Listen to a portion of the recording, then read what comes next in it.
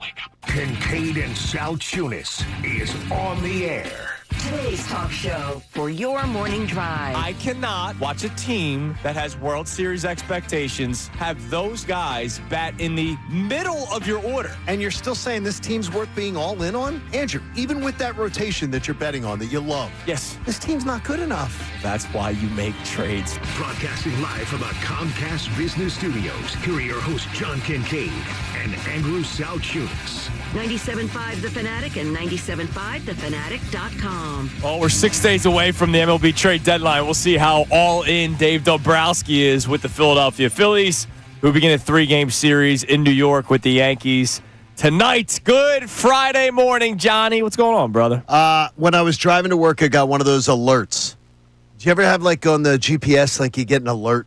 Yeah, when it says you want to save time going this exactly. way. Yeah, and then you get used to it. This morning, I got one that said, I was entering an extreme heat advisory area.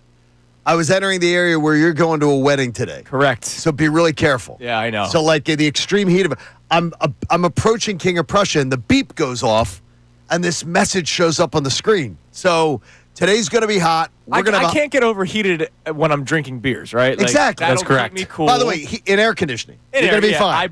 I have a feeling you're going to be just fine. I believe we'll be inside, and it's a casual wedding, dress pants, short sleeve. I think you're going to be. Shirt. I think you're going to have a blast. Yeah, I'll be all right. I'll end up unbuttoning that thing anyway. I think that the players today, though, at Eagles camp, today, this Friday is a little bit hot. Yeah, it's a hot day today. So maybe they do some stuff inside. Who knows? We'll find out. Who knows? Unless they want to prepare for Tampa, because it's probably going to be this hot in Week 4. You don't want to do that because it's too hot down in Tampa. And that's the reason you lost that game. They lost last year. Yeah, exactly. All right, speaking of the Philadelphia Eagles, I was driving in this morning just thinking about life. Just thinking about life. In general. Yeah, no sports. Like, it was one of these days. Well, it all turns back to sports, believe it or not. Yes. But I was just driving in thinking about life, Very contemplative. I got a wedding today. Weddings, you think about love and life and futures and all that kind of stuff. Yesterday, we were cleaning out a room, and we found our, the wedding invitation that we saved for our wedding. So a lot was going through my mind, last night and this morning.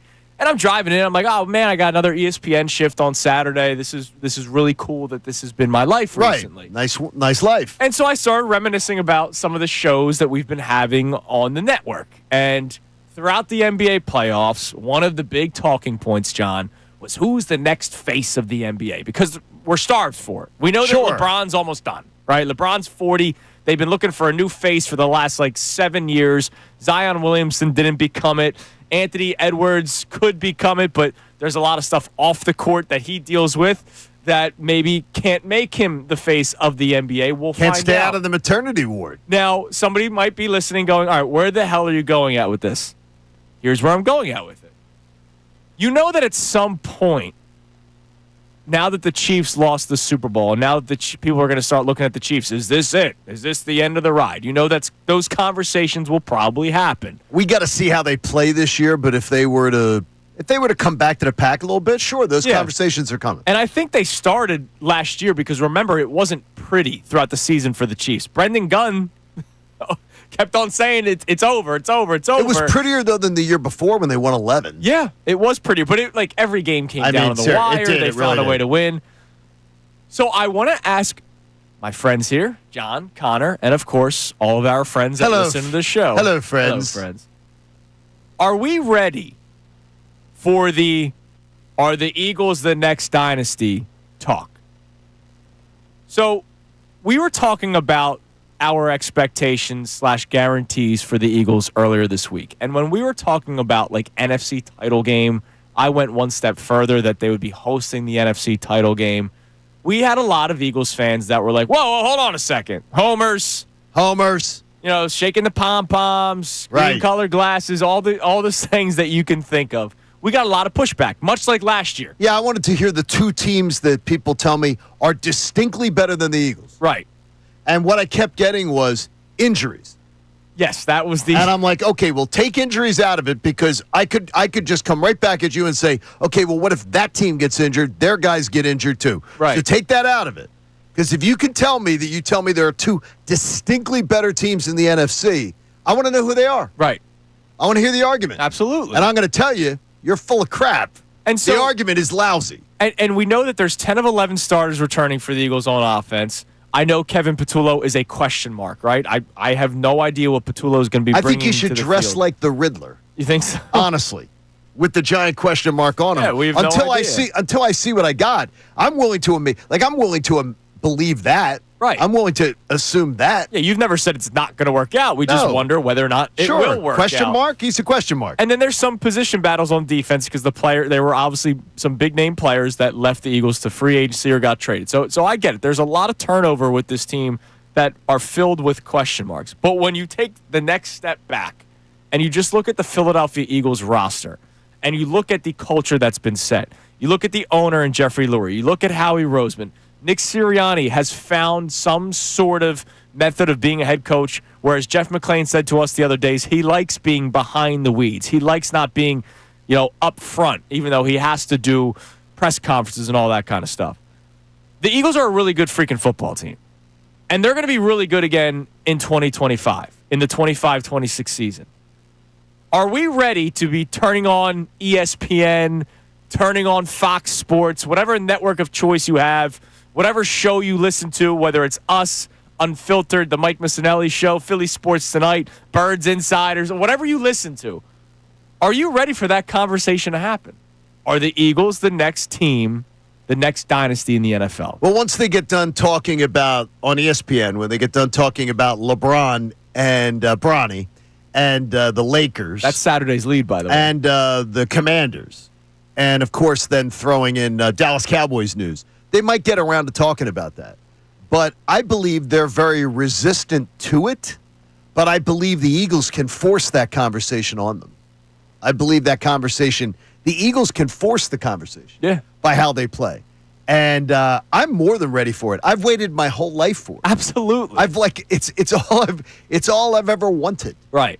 That my team would be the one that everybody would be saying, they got the bullseye on their back. They're the one. Because no team that I've ever rooted for has been there. Yeah. I mean, the Phillies appeared to be there in the late 2000 aughts, in the aughts. They appeared to be there with Howard and Utley and Rollins and everything, and it just they never built enough of a... Well, they kept going backwards. No, but they never built enough of the rotation was never good enough to be that team that was going to go on the dominant run. They're good enough to keep going to the postseason, but they never built enough of a balanced, complete team to be able to pull that off. Whereas the Eagles are. Oh, they are. They are. They truly are. And so if you guys remember year one of Kincade and Salciunas, we were talking about how they went to the Super Bowl 2 years ago, and then, of course, we reacted. Our first year together was reacting to the collapse and getting prepared for the next year. And I said, I will not say the full D word until they win one. Well, they won. Well, one should not, and I've told you, and this is one that we will argue about forever, you don't talk about something like that until you've got a second one. Until you put two together, you don't talk about dynasty because dynasty but I'm not calling them a dynasty. What I'm saying is they are set to become one if they end up winning again this year, which odds tell you they could be in the Super Bowl. Second best odds on some books, top odds on some books. Regardless, top odds in the NFC. And that still won't make them a dynasty. 2 back-to-back doesn't make you a dynasty. You have to do more than that as far as sustaining the run. But I believe if you go 3 Super Bowls in 4 seasons and you win 2 of them, that's about as good as it gets. Well, that's what I'm talking about. It's about as good as it gets. If they win this year, that's exactly that scenario. And I'm saying that's about as good as it gets. Still doesn't make you a dynasty yet. You've got to do more. But you got to win a second title. Until I see a second title, a second parade back-to-back, I don't want to even hear that D word. And the conversation is not, are the Eagles a dynasty? The conversation would be on these networks, on these shows, are they the team that's built for the next one? I go back to the NBA analogy. The Thunder hadn't won the championship yet. And we were talking about, could the Thunder be the next dynasty in the NBA? Are you ready for that conversation with the Eagles? They just won, and they're very damn good again. Connor, I want to hear from you coming up next. Also, while we have fun with this conversation, because this conversation should be fun for people, even though a lot of people get their panties in a bunch, it seems like. The brainwashed Eagles continued yesterday, Johnny.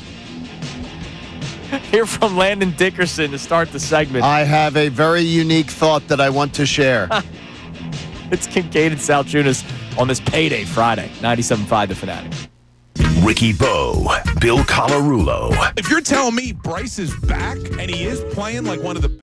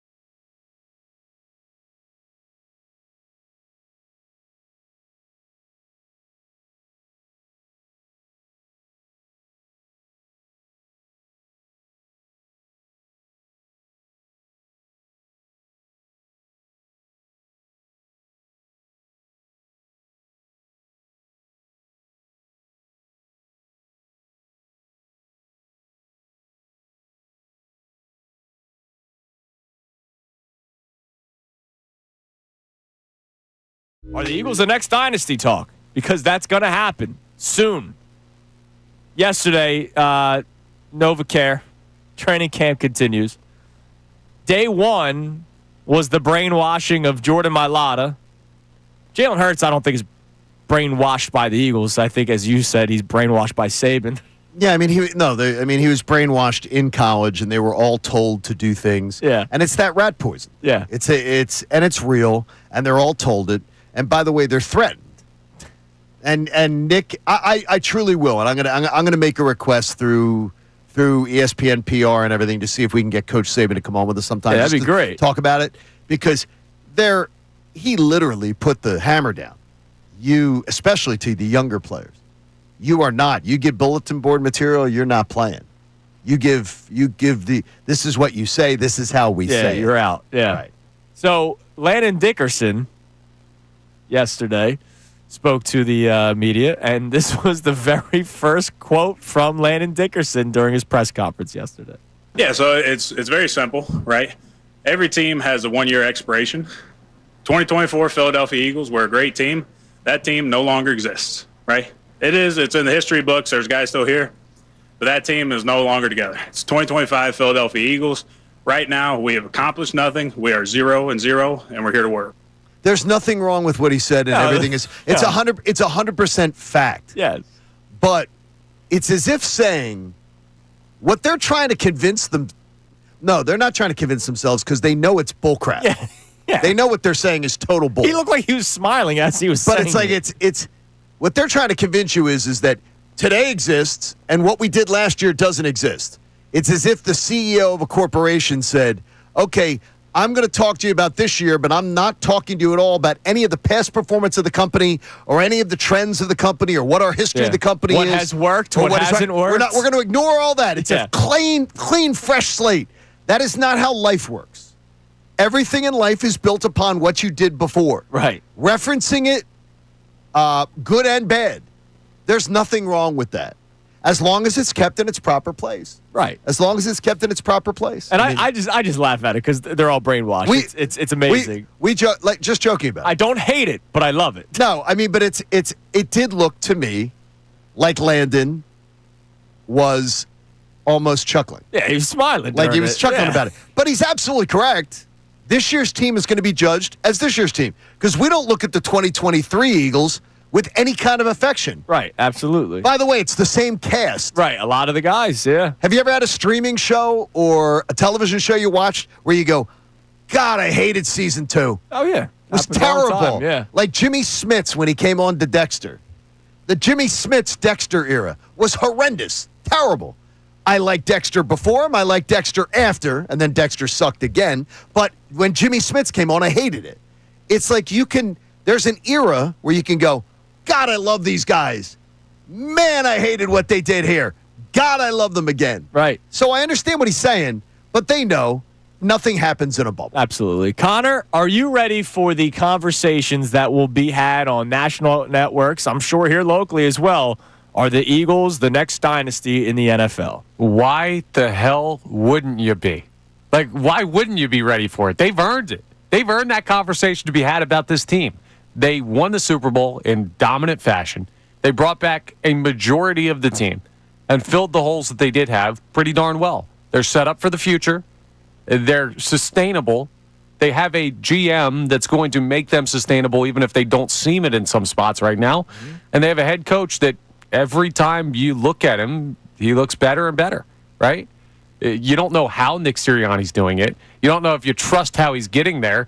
But at the end of the day, the resume just improves year after year. So why would you not be ready for people to have that conversation? Is there any other team that's more deserving than the Philadelphia Eagles? No, that's an ask. Because obviously the Chiefs would be the team that would come off the dynasty pedestal, and then you're looking at who's next. And the most recent team that's won and the most recent team that's been to the Super Bowl a couple of times is the Eagles. Like the Niners were close, but they kept on losing to the Chiefs. You can't be a dynasty and losing in Super Bowls. So it'll be interesting to see when this conversation starts. I want to know if we're ready for it, and I know that a lot of Philadelphia sports fans get uncomfortable when it comes to these kinds of conversations. So we want to hear from you. Are you ready for the conversations that will surround the Eagles about whether or not they're the next dynasty in the NFL?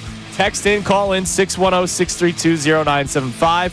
Now, for a dynasty to form, the young defense needs to continue to improve. They don't have to be number one, but they got to still be toward the top. Vic Fangio spoke to the media yesterday. He gave us an idea of some of the plans for the Eagles defense in 2025. You'll hear those coming up next. It's Kincade and Salciunas, 97.5 The Fanatic. Now, on 97.5 The Fanatic Sports Update. The Eagles continue training camp. I'm Connor Thomas, and the Birds have continued to get after it in training camp. They have work again today as we wrap up week 1 of the preseason. Today's practice is closed to the media, but yesterday we heard from defensive coordinator Vic Fangio and multiple players. Landon Dickerson became the latest player to talk about the 2024 Eagles and how they no longer exist. Every team has a one-year expiration. 2024 Philadelphia Eagles were a great team. That team no longer exists. It's 2025 Philadelphia Eagles. Right now, we have accomplished nothing. We are 0-0, and we're here to work. They are there to work, and they've been putting in that work the first couple days of camp. That work continues as the team looks to create another memorable season in 2025. The Phillies head up to New York for a 3-game series with the Yankees that starts tonight. First pitch of Game 1 is tonight at 7:05 p.m. Taijuan Walker's on the mound for the Fightins. Will Warren for the Yanks. That's the pitching matchup in this one, but you've got Walker, Suarez, Wheeler, the 3 throwing for the Phils up in New York over the weekend. The trade deadline is just 6 days away in Major League Baseball. This update is brought to you by Rapid Radios, their instant push-to-talk walkie-talkies with nationwide LTE coverage. For a limited time, get 60% off and free UPS shipping at rapidradios.com. Use code RADIO for an extra 5% off. I'm Connor Thomas on the home of the best Birds coverage, 97.5 The Fanatic and 97.5thefanatic.com. Eagles head coach Nick Sirianni. We'll play the guys that best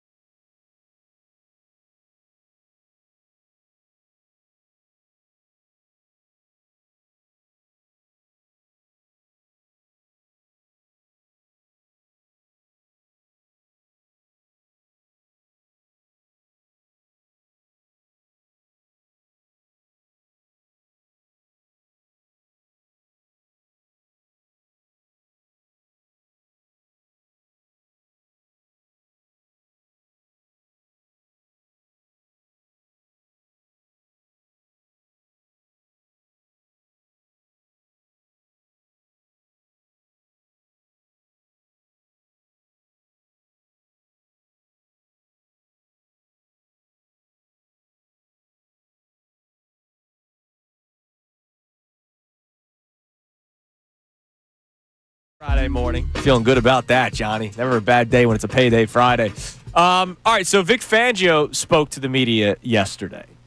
And for this team to reach the Dynasty conversations, obviously they need to win again. And obviously Vic Fangio has to somewhat replicate what he did last year. I don't think anyone's demanding for them to be the number one ranked defense in the NFL again. Well, not to be blasphemous, but the only thing he could do better would be water into wine. Yes. And I don't believe he can do that. No, it's going to be a little difficult, especially with, again, a new look defense, right? Josh Sweat is gone. Milton Williams is gone. Darius Slay is gone. C.J. Gardner-Johnson is gone, which I have a question off of that I forgot to write down. We'll get to it in a few minutes. It's all right. You know what we can do? It's a Friday show sheet. We can just go wild. And I will, you know what? Because we just go wild. Yeah, Literally, we can just go willy-nilly. I have a CJ question in about 5 or 6 minutes. That's nice. good. Cool. All right. We'll see if we can fit it in. Let's go with the first cut here. Vic Fangio is being asked about a lot of the players that are either returning, some of the rookies, and maybe some new roles for the players that are returning. Here he was talking about Quinyon Mitchell, who's entering his second year, right? Runner-up for NFC Defensive Rookie of the Year. Here he is talking about Quinyon Mitchell and what he's going to be working on throughout camp. Well, if we ever get to the point where we want to match him on his particular receiver, he's got to know how to play both sides. If we want to play him at left or versus right, so we'll figure that out on a weekly basis. Now, what they were blessed with last year was Slay one side, Mitchell the other side. Correct.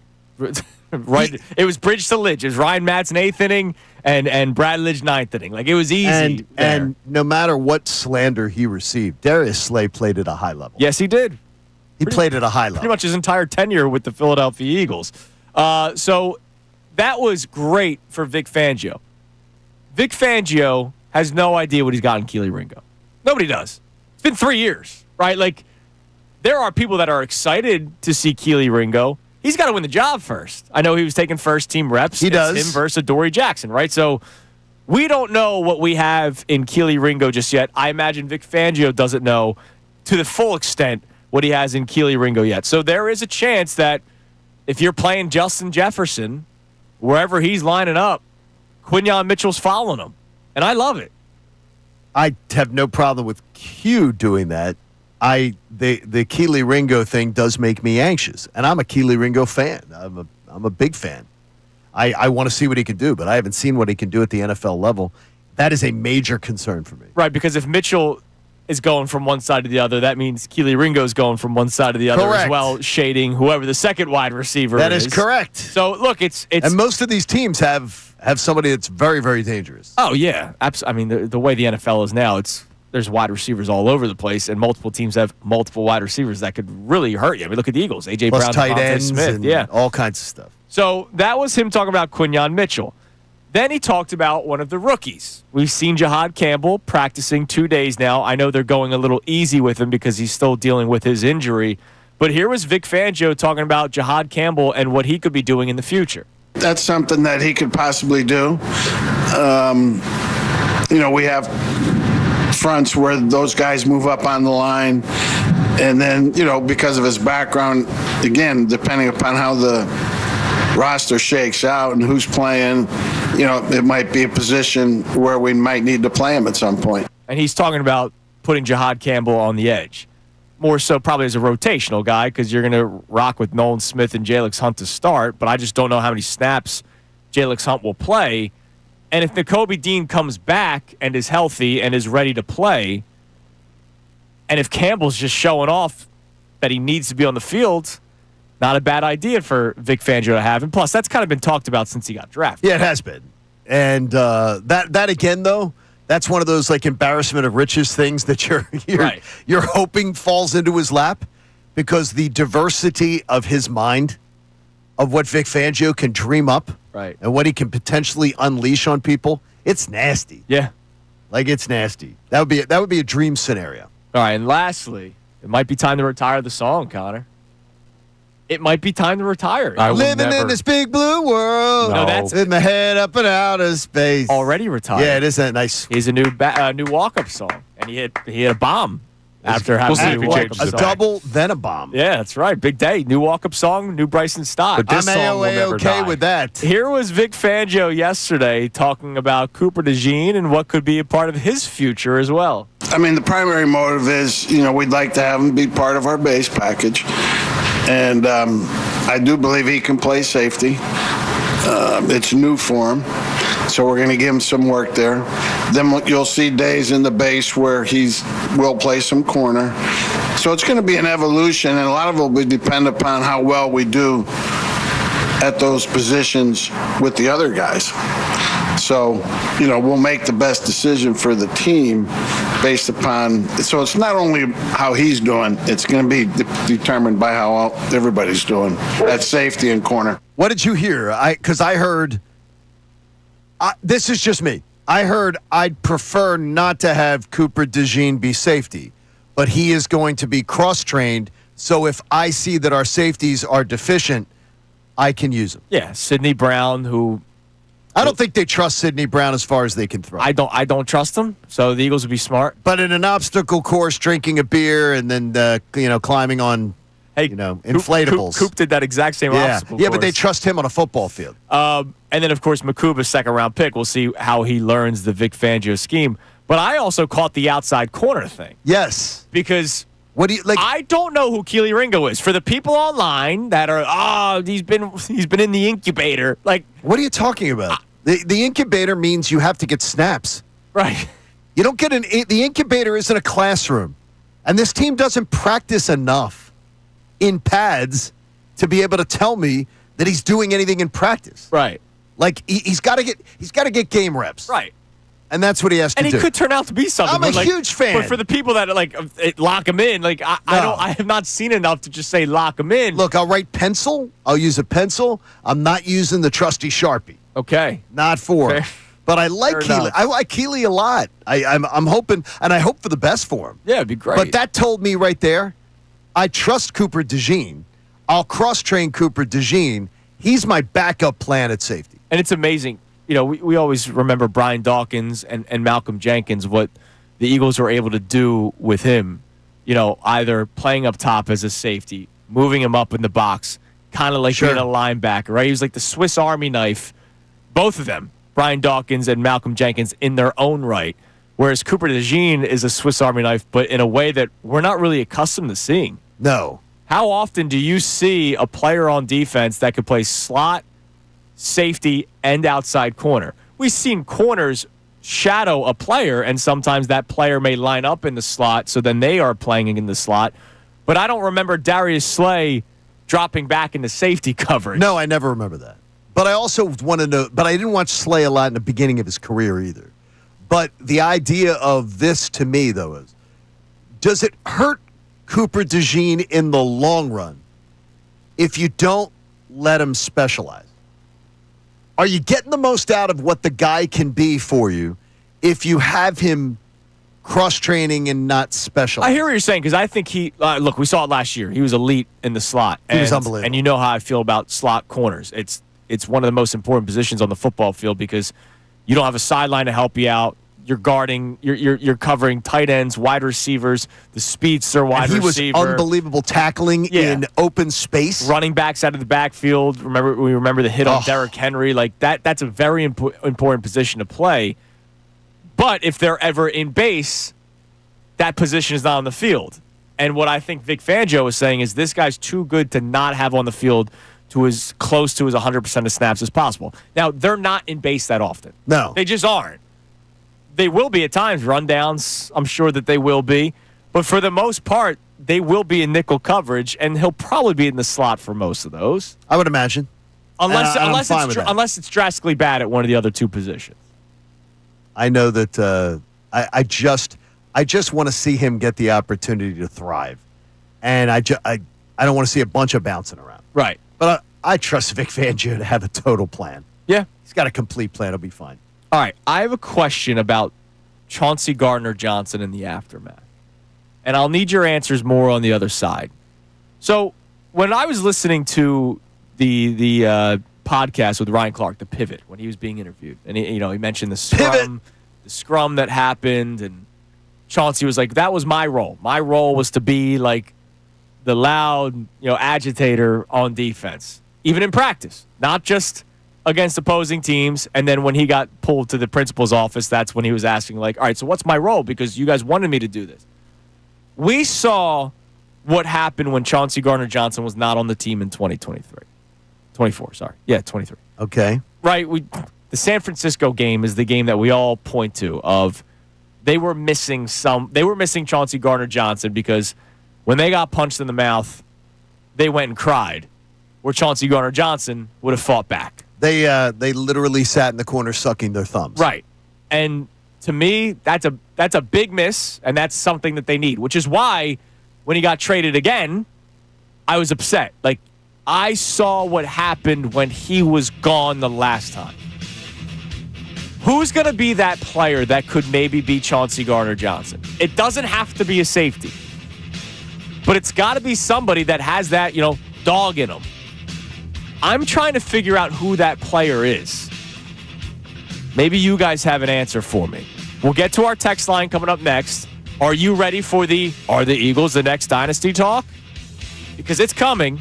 We want to hear from you on that at 610-632-0975. And I want John and Connor to tell me who's the next Chauncey Gardner-Johnson on this team that they missed the last time he left.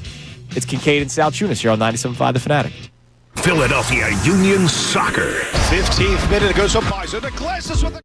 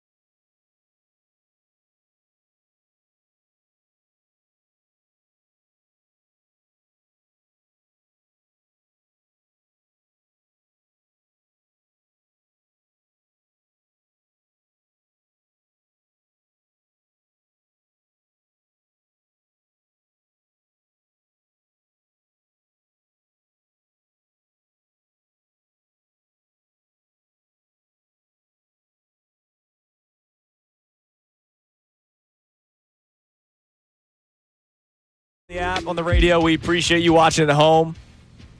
Get our text line coming up in a few minutes at 610-632-0975. Are you ready for the talk that will come soon? Are the Eagles prepared to be the next dynasty? I know a lot of people get uncomfortable when it comes to that conversation. Me, John, and Connor, we like to bask in the glory of it. Like, it's beautiful. Like, why wouldn't you want something like this? How about I've wanted it since I was a little child? I'm sure you did. My gosh. I was jealous of everybody who got to ever be a fan of a team that had that. Why are people uncomfortable with it? Because you know it is. Because people have grown up with that.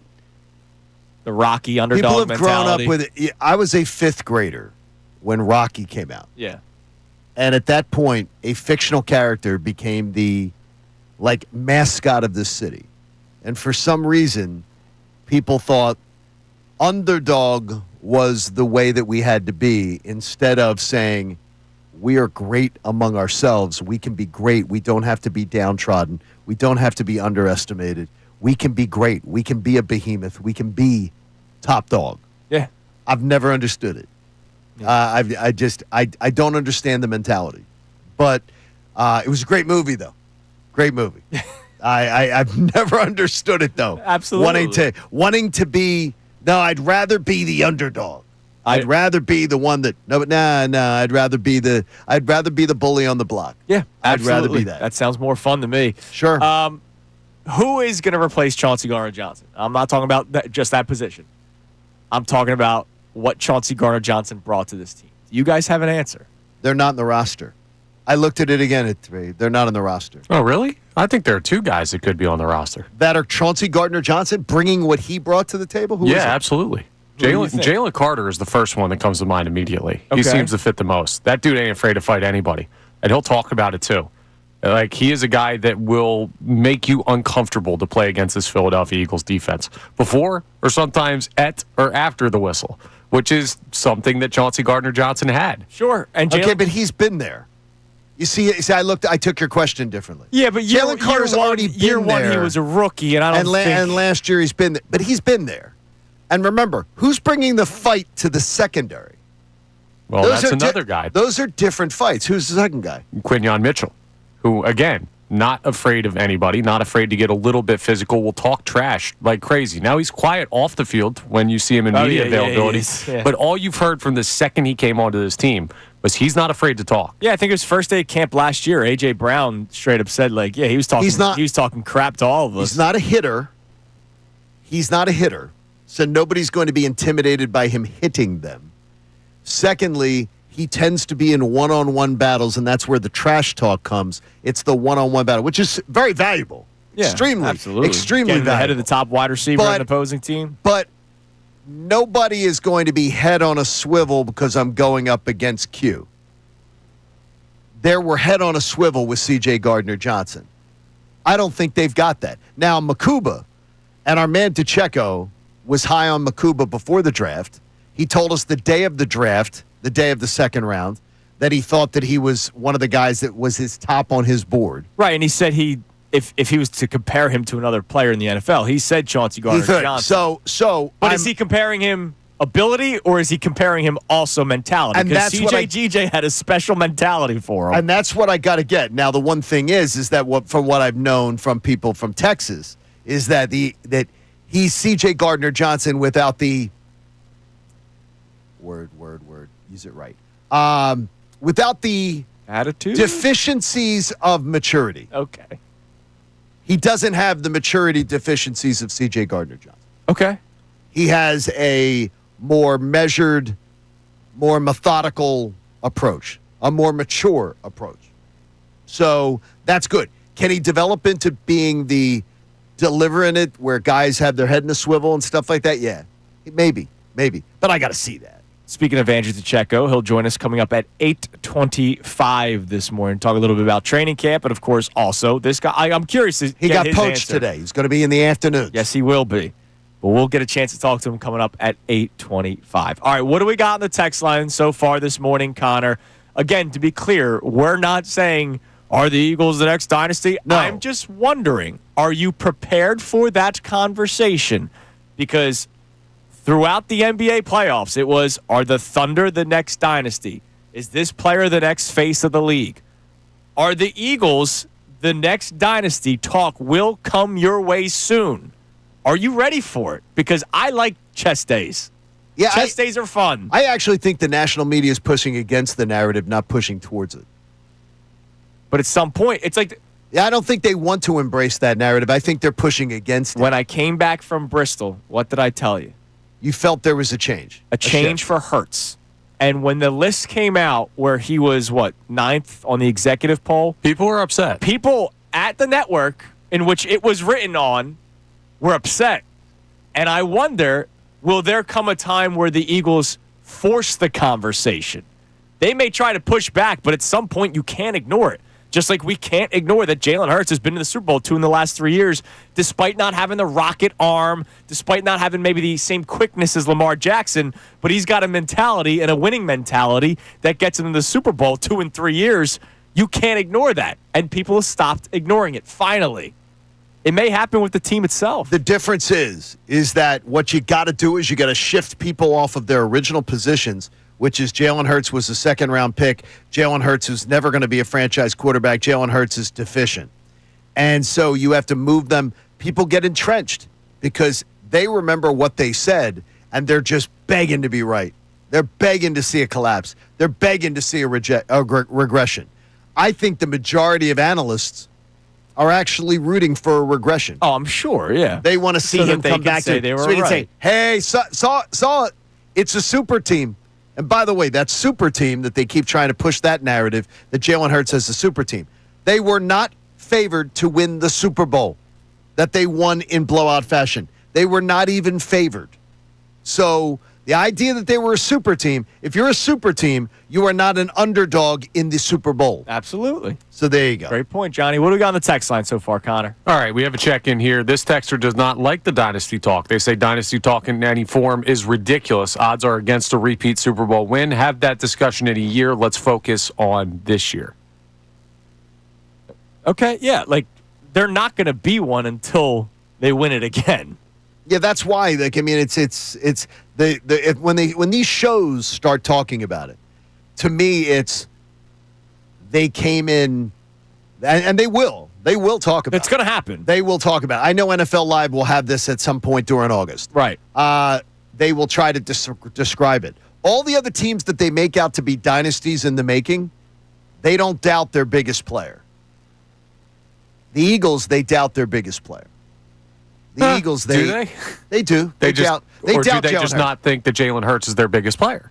Because I don't hear a lot of doubt about Saquon Barkley. Right. I don't think they think that Saquon Barkley's their biggest player. He's on the cover of Madden. Oh, it's fantastic. But the thing is that they don't look at in the NFL as it is a sport that doesn't value the running back as the biggest player. When you look at the Eagles, can you look at a quote-unquote biggest player?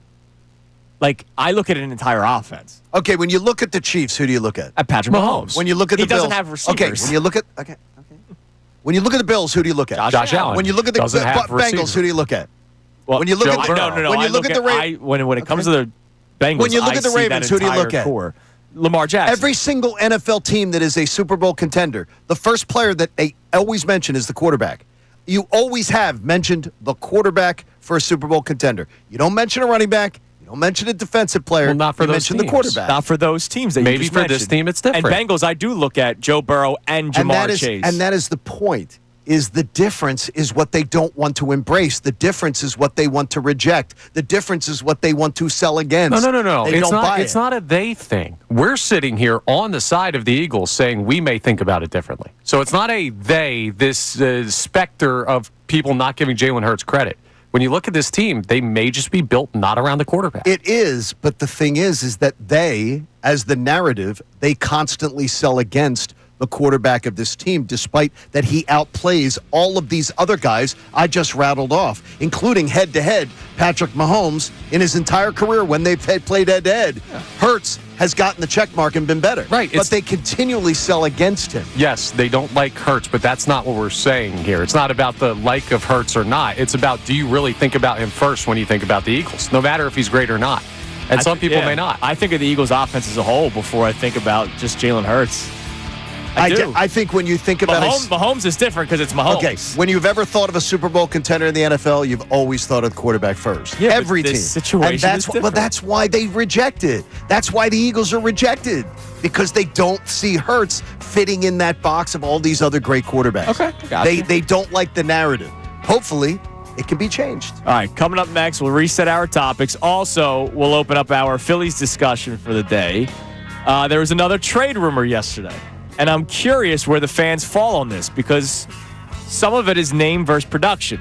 It's Kincade and Salciunas, 97.5 The Fanatic. Now on 97.5 The Fanatic Sports Update. 2024 Eagles are gone, folks. I'm Connor Thomas, and the Eagles, well, the 2024 season's been over for a while, but if there's anything we've learned from the first couple of days of training camp, it's that team is dead and gone. It's a new year, and Landon Dickerson became the latest Eagle to talk about it yesterday. Every team has a one-year expiration. 2024 Philadelphia Eagles were a great team. That team no longer exists. It's 2025 Philadelphia Eagles. Right now, we have accomplished nothing. We are 0-0, and we're here to work. Doesn't seem like there's been a lot of trouble with moving on there from at least what the Eagles have said. They're putting the work in at training camp as well. Today's practices closed the media, so no press conferences. But yesterday we did hear from defensive coordinator Vic Fangio. We'll be reacting to what he had to say throughout the show, along with multiple players. And work continues for the Birds as the preseason portion of their schedule continues to get going. The Phillies head up to New York for a 3-game series with the Yankees that starts tonight. First pitch of Game 1 is at 7:05 p.m. Taijuan Walker faces Will Warren in the pitching matchup. Walker, Suarez, Wheeler, the 3 throwing for the Phillies up in New York. The trade deadline is just 6 days away in Major League Baseball, so we'll keep you up there on any trade news or rumors. I'm Connor Thomas on the home of the best Birds coverage, 97.5 The Fanatic, and 97.5thefanatic.com. Eagles defense.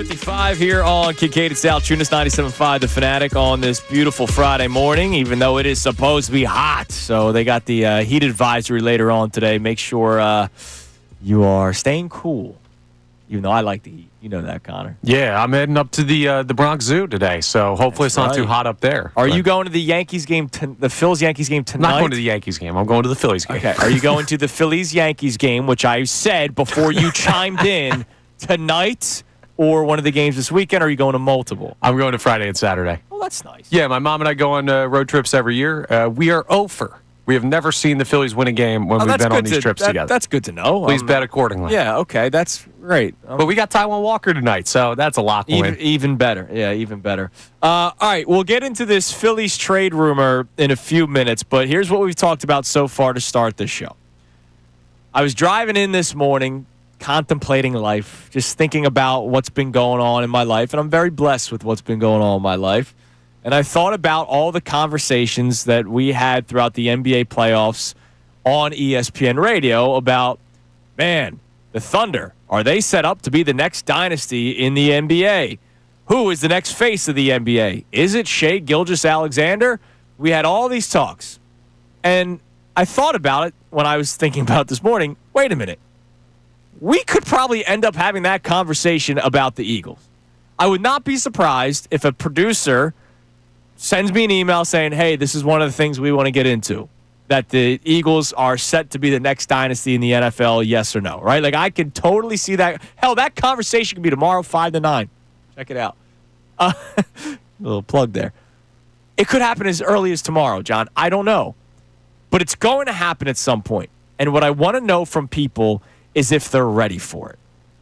You, me, Connor, we like it when the teams are really good.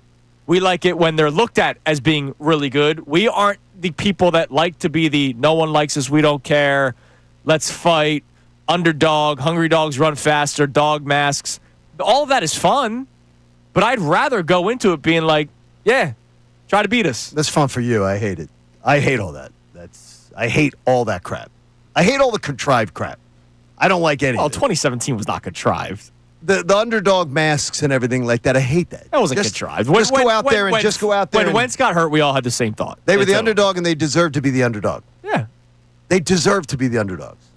It wasn't a smack in the face. It wasn't a disrespect. All right, and much like this 2024 team didn't exist anymore, according to Landon Dickerson, like that was their way to motivate themselves a little bit. Exactly. And again, here's my point. It goes exactly what we talked about yesterday.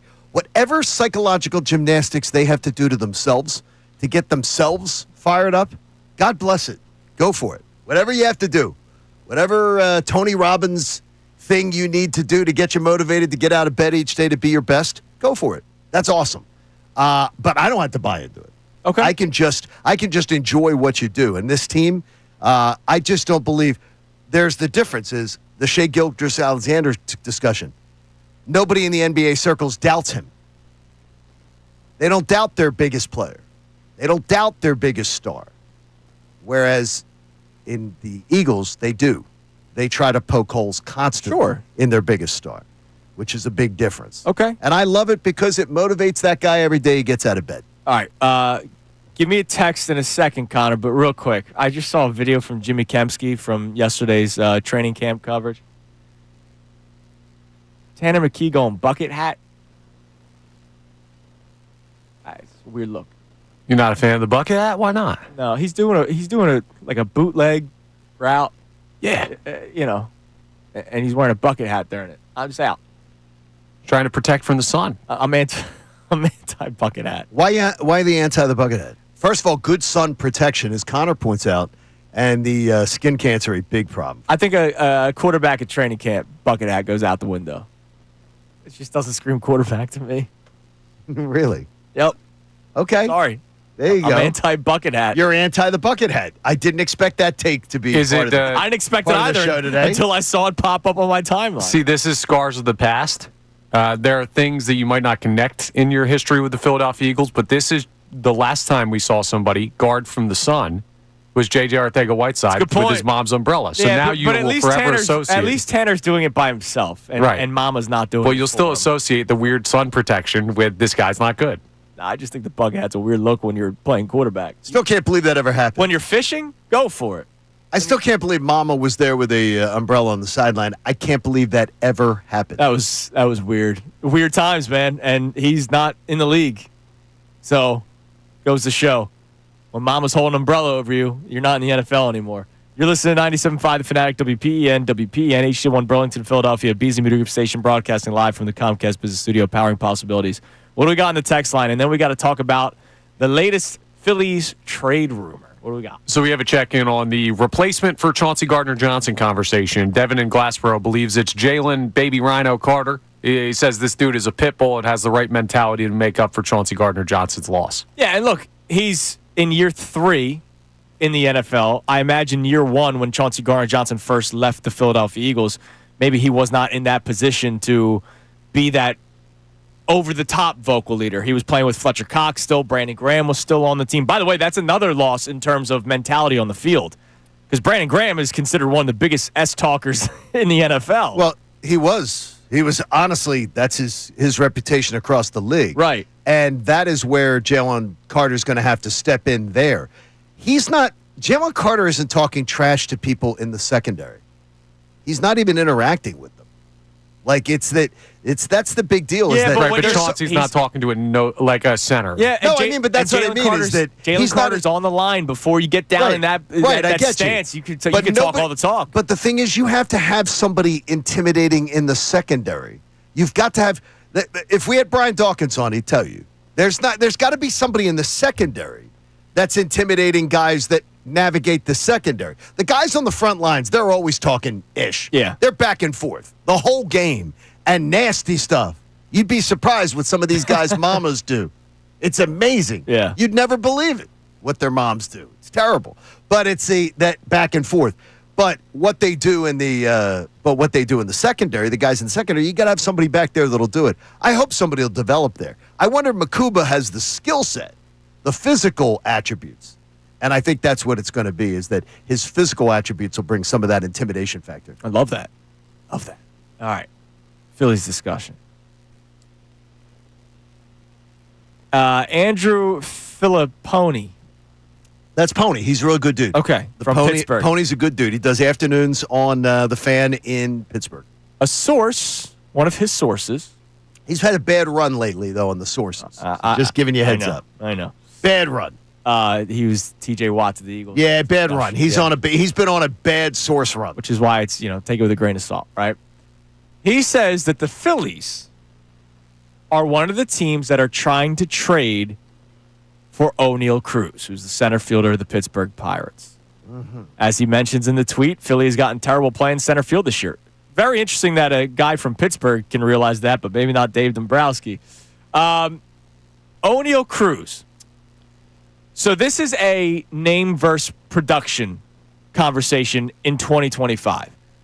This guy, raw talent, has it. Oh, he's got all the raw talent. Absolutely has it. The athleticism, the speed, the arm strength, the power, all that kind of stuff. What's he got? Like 14, 15 home runs? He's at 16 home runs already this season. Yeah, what does he run? What's he batting in, like 30-something? RBI only 40, but he plays for the Pirates. There's not really... No, but I mean, that's not bad. I mean, 40 runs batted in from your center fielder is not terrible. That's going to translate to like 65. Right. That's not bad. Well, and if he's in the middle of the order and there's actual guys on base, who knows? Yeah, I don't know if he's like, what, he hitting like 220? He's hitting 219 this year. Yeah, you can't put him in the middle of your order. With an on-base percentage of 319. Ooh, yeah, can't put him in the middle of the order. But leads the league in stolen bases with 33, which, wow. 20 years ago, leading the league at this point would probably be 60. But 33 leads the league in stolen bases. There are also some issues with O'Neal Cruz. There's been a lot of baseball IQ questions. Lackadaisical play. Not good, giving full effort often. And if we're talking about IQ being an issue sometimes, because he was a shortstop, he's transitioned to the outfield this year. That's been a problem with this Phillies team already in center field. Marsh, I don't think, is a low IQ player. I just think he's very safe. Whereas Johan Rojas, I believe, is a low IQ player in center field, but has more ability than Brandon Marsh. So, how about low instinct player? Sure. Brandon Marsh, low instinct player. And so we've already kind of been dealing with that this year. I would take O'Neal Cruz over both those guys in a heartbeat. But it's going to cost you an arm and a leg. Is it really? Oh, yeah. Absolutely. Yeah, you have him for multiple years. You're going to have him for, what, 4 more? This is a guy He's still pre-arb. This is a guy who Pittsburgh sees as a issue. And if you just go read some of the Post-Gazette stuff, they see him as an issue. Right, so he's They see him as a potential teammate issue, frustration amongst his teammates with his play. Sure. With his lackadaisical attitude and everything like that. No Neil Cruz. No. You're out. You're automatically out. No. Why do I want this?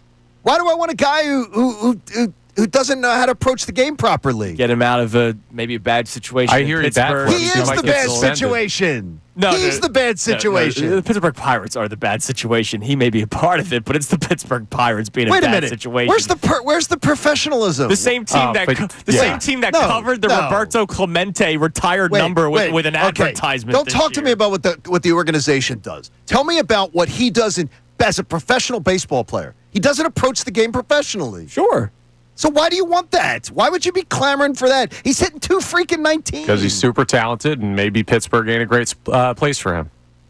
I'm not. I can't believe you're going. Wait a minute. No, so he doesn't show up. No Neil Cruz. So he does not show up and do things professionally because he's in Pittsburgh.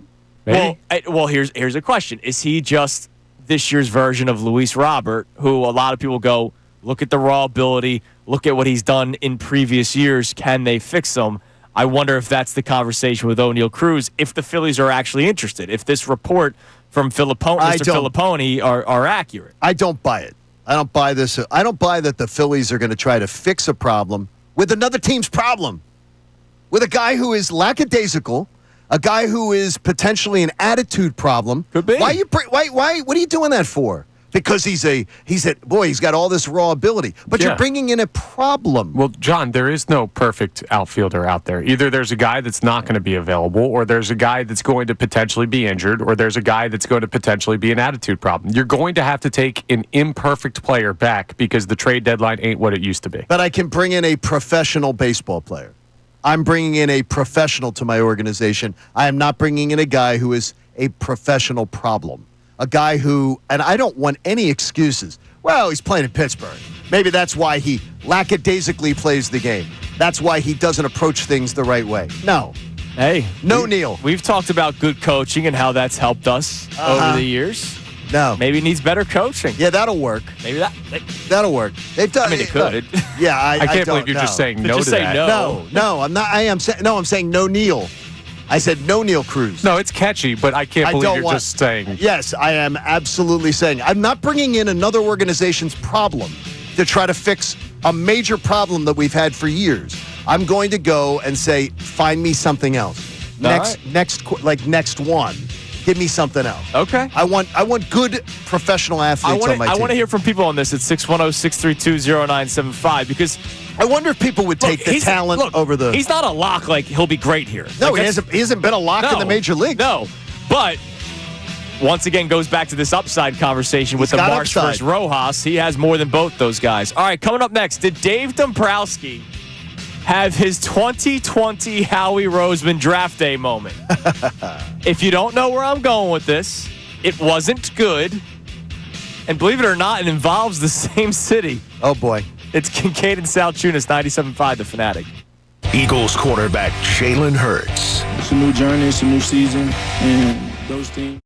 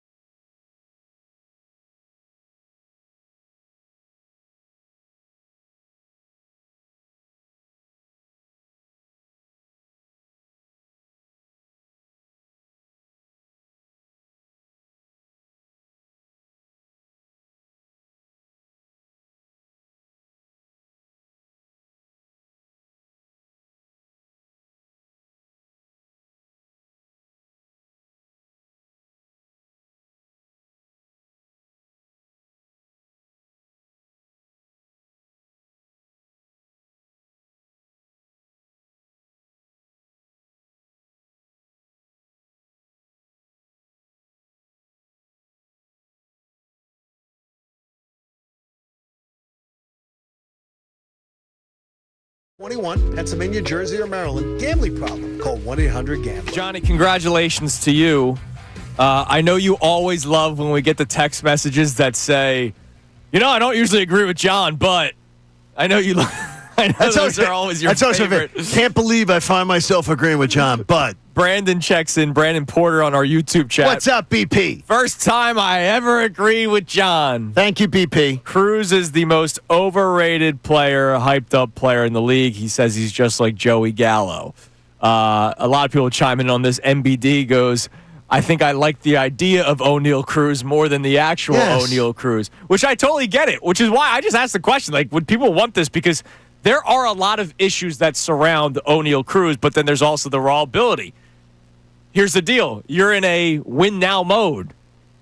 Do you want to bring in a guy that you might need to work with when you only got 2 months of the season left before the playoffs start? That's what's kind of an interesting thought that Dave Dombrowski is going to have to think about if this report is true. By the way, speaking of rumors and players that seem to have been available, you could probably scratch Felix Bautista off the list.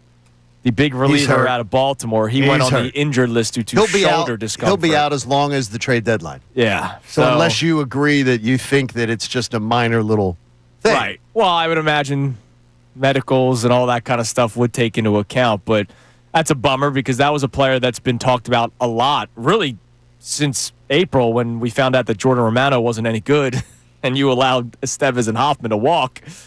Felix Bautista has been a name that's been mentioned a lot. I heard that news break yesterday during the Mike Missanelli show. Okay, here's just one, just a little thing from the one of the writers in the Pittsburgh Post-Gazette. Sure. Okay, and just pulling up something on O'Neal Cruz. It's amazing. I'm quoting. It's amazing. Opportunity knocks, and whether you want to be in a place or not, whether you want to be a Major League Baseball player or not, you should want to put your best foot forward every day. You should want to be a good teammate. You should want to make the best marks next to your name. O'Neal Cruz does not do that on a routine basis. Just ask his teammates. Yeah. His teammates will tell you. He doesn't do. He's not popular. His teammates look at him and go, "He's half-assing." Yeah, I've seen him. I've seen him walk to balls in the outfield. Like he doesn't do the routine things. You should want this guy nowhere near your team. So here's the thing, though. Okay, right? Because you're in a vacuum. You're absolutely right. If I was building a baseball team from scratch, O'Neal Cruz would not be on it. But we have to look at what the Phillies are dealing with. Like you're also an immediate no on Byron Buxton, like adamantly no. Well, I'm a not, but that's because he's played 52% of the games over a 6-year period. Yes, that's the thing. When you're looking at the guys that are going to be available, that are actually impact players at the deadline, there's going to be something wrong with just about every single one of them. And both of them, no. Okay. Capital N. O'Neal Cruz, by the way, in the same season where I've seen him walk to a ball in the outfield, which is inexcusable. I saw him last week score on an infield single from second base. Like he's fleet of foot when he wants to put it together. Right. It's unbelievable because he's definitely got the talent and raw ability, but there are also a lot of question marks, and I think very fair question marks that surround him. All right. I heard something yesterday. What's that? That made me laugh. 2-part. Within one clip. So Bob Nightingale, I believe he was on the Foul Territory podcast. Not Bobby, not his son. This is his dad. Bob Nightingale. Bob Nightingale was on a podcast talking about the upcoming trade deadline, and the name Luis Robert comes up in conversation because that's obviously a player that will be once again on the market, much less buzz this year than last year. Take a listen to what Bob Nightingale had to say about teams that are in on Luis Robert Jr., but also listen closely to the second half of this clip, which is why I say Dave Dombrowski had his 2020 Howie Roseman draft day moment. And the reason why I really do hope the Mets land Luis Robert is in part because I feel like if the Mets do not land him, it's going to be the Philadelphia Phillies. What's your thoughts about that? The Phillies aren't sold on him. They think he's okay. I can see him mulling more with the Phillies. They're not crazy. They made some bad moves. I mean, when they signed Max Kepler, everybody in Minnesota laughed like, you're kidding me. He's going to have a terrible season. It's not going to work. It hasn't worked. So they're lukewarm on Luis Robert. And they're right up against the luxury tax, too, where they already did it with Dave Robertson. They still want another reliever. So I don't think they want to give up much at all for any center fielder, let alone Robert. I think they'd rather plug that hole in and get one more bullpen arm. So they like Robert okay, but not as much as the Mets do. So that should make you happy because I know you definitely do not. That's another outfielder that you say absolutely no not. to. No. Luis Nobert. Nobert. No, I'm not. Definitely not. Minnesota laughed at the Phillies. And by the way, his son Bobby covers Minnesota, the Twins. So he probably talked to his son about it. That people in Minnesota, much like the Vikings did when the Eagles drafted Jalen Reagor over Justin Jefferson, the Minnesota Twins laughed at the Phillies for signing Max Kepler to a $10 million deal, by the way, Johnny, in case you're wondering. Well, yeah, that's the money that could have gotten us one of our relievers. Yeah. Or just take the Jordan Romano money. Yeah. And get us one of those relievers. Yeah. What is it with Minnesota laughing at us? They're and our decisions. I don't believe they've had any parades, so shush. Shush. And I believe the Phillies have been further than the Twins have. That's true. In a generation. Is your brother a Twins fan? Yeah, big time. Oh, shush. You know what? Maybe that's why you loved Kepler so much, because you just wanted to spit in the face of your brother who's a Twins fan. Was he laughing when the Phillies signed Kepler? No. Okay. Well, he's not in the front office. He could be. I believe in your brother's baseball intellect. Coming up next. Guess again. As we continue to ask if you're ready for the next Dynasty conversations. Are you ready to say that Nick Sirianni is the GOAT? Johnny got pushback from an emailer. It's Kincade Salciunas, 97.5 The Fanatic. Now on 97.5 The Fanatic Sports Update. Birds moving on. I'm Connor Thomas, and the Eagles continue training camp work today as we wrap up week 1 of preseason work. Today's practice is closed to media, but yesterday we heard from defensive coordinator Vic Fangio and multiple players. Landon Dickerson became the latest player to talk about the 2024 Eagles, and now the 2025 version of the team has moved on. Every team has a one-year expiration. 2024 Philadelphia Eagles were a great team. That team no longer exists. It's 2025 Philadelphia Eagles. Right now, we have accomplished nothing. We are 0-0, and we're here to work. So, the work, they're putting it in so far. When it continues, we will keep you updated as their preparation for another memorable season in 2025 keeps going. Over the weekend, you'll hear from Kevin Patullo tomorrow morning. The Phillies head up to New York for a 3-game series with the Yankees that starts tonight. First pitch of Game 1 is tonight at 7:05 p.m. Taijuan Walker and Will Warren face off in the pitching matchup. It'll be Walker, Suarez, and Wheeler in the 3 games up in New York for the Phillies on the mound.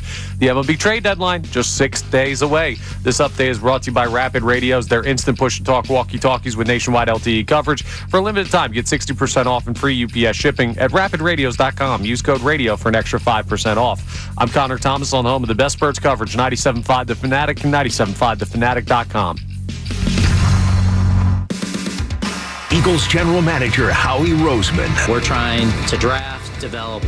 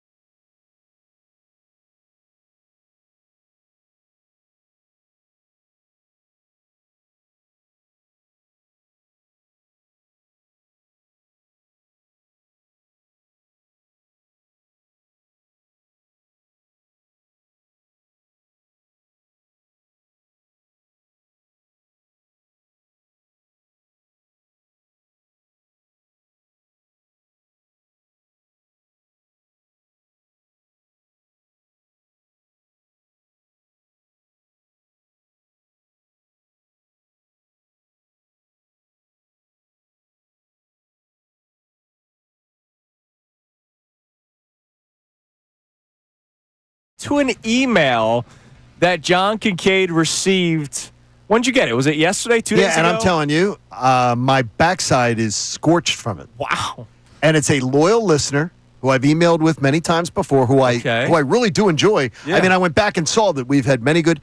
This guy took me out. Wow. He goes, I can't. To the woodshed? Yeah, but really took me to the woodshed, but very, very respectfully. Yeah. Very respectfully. But he goes, I think it's the dumbest thing you've said in the history of you being on the air here. Man. And I'll share it with you because in retrospect, I'm going, is it dumb? I'll let you judge. All right. What do we got on the text line, Connor, about any of our talking points today? All right, so we have two separate texters that both checked in on this conversation on who's going to replace Chauncey Gardner-Johnson with that mentality. Okay, yeah. And both texters say Jalen Carter and Quinyon Mitchell. This texter gives a little bit more and says, I know Quinyon for sure. He's definitely getting in people's faces and running his mouth all game. Now, let me ask you, could Reed Blankenship take over that role? I don't see it from Reed. No. Reed Blankenship's not intimidating people. He's got a fiery personality. Again, He's going to be in the leadership council. Okay, I'm going to tell you this again.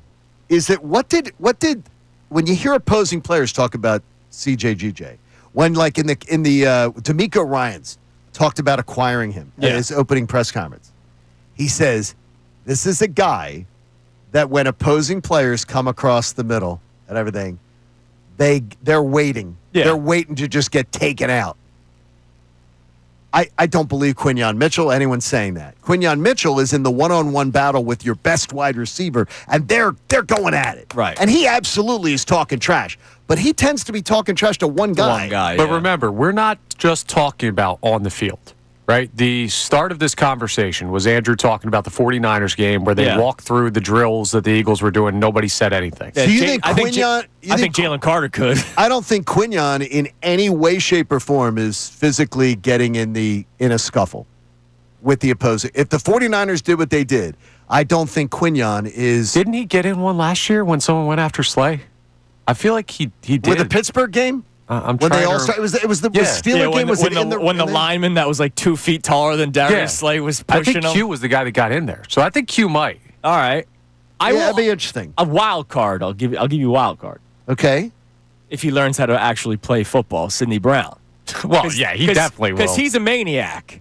It's just I don't know if he's playable. Right. You got to go with the guy who's on the field. Like if Vic Fangio, as you said earlier in the show, John, not to be blasphemous, can turn water into wine. Yeah, that's the only trick he could do that may be better than what he did last year. If he can make Sidney Brown like a guy that can consistently be on the field, that dude's got enough of a nutcase mentality where maybe he could be that player. It's just Chauncey Gardner-Johnson's also talented. Still need to see a lot out of Sidney Brown. All right. I got to be honest with you. I need to see anything out of Sidney Brown. Yeah, no, I got you. He was I need to see anything out of him. He was more of a walking personal foul than he was an actual player. I've not seen really contribution. I got you. Well, and the injury probably didn't help him last year. Correct. All right. So earlier this week, you brought up a topic about Nick Sirianni and whether or not he's the King Eagle head coach. Correct. And because not of a the Super Bowl. Yes. Is he the Eagles King head coach? And I said, you know what? I'm ready to say it. He is. And the one thing I pushed back on was because we were also talking about how it started. Like Dick Vermeil, you want to talk about turning water into wine? Yeah, Dick Vermeil got it started. Dick Vermeil took over. They all took over crappy franchises, but the thing is what Nick took over was all after the foundation of Andy. Right. But this this emailer, I should say, and then I had another DMer who was also very offended by it. That I put that I put Andy Reid behind Nick Sirianni. He said Andy Reid is considered a genius head coach, and Nick Sirianni is never considered that. I told the emailer, I'm going to tell you, I heard Andy Reid's coverage in this town. I think Andy Reid was made out to be a buffoon by the fans of this town. I think Andy Reid was constantly ridiculed for his offense, ridiculed for passing too much, ridiculed for his time management, ridiculed for being absentee between the ears coaching during a game. His time management was a problem almost his entire tenure here. Right. So I pushed back on that he was some genius during a game. I think he's been better there. He just said, he cannot sit above the hierarchy, Nick Sirianni cannot sit above Andy Reid because Andy Reid has the tenure and the wins. It's going to take Sirianni being here another 10 years. I pushed in the email that I sent back, I said, what if Nick Sirianni goes to 2 Super Bowls in the next 3 years? Over the tenure. Andy Reid can have all the tenure he wants. He went to 1 Super Bowl, and he lost it. I mean, if Nick Sirianni goes to 4 Super Bowls in his first 6 years, are you kidding me? It's done. Right, case closed. If he wins the 2nd Super Bowl, case closed. I don't consider it that crazy. But then I was like, he goes, you're probably ready to put Sirianni above every other coach who's ever coached in this town at this point. And then that got me thinking. If I put him above Andy Reid, he goes, you're probably ready to put him above any other because you say Andy Reid's your favorite coach of all time. And then that got me thinking, and I'm like, probably true. Every coach he's ever coached in this town, I might be ready to put Sirianni above. I don't know about that. Okay, well, let's give me some of the suspects. Well, because it got me thinking. He won one, lost one. Charlie just like Nick won one, lost one. Right, and Charlie is in my all-time beloved discussion. But Charlie, again, I don't put Charlie above Andy Reid in my pecking order. Well, what does Nick have that Charlie doesn't have? What do you mean?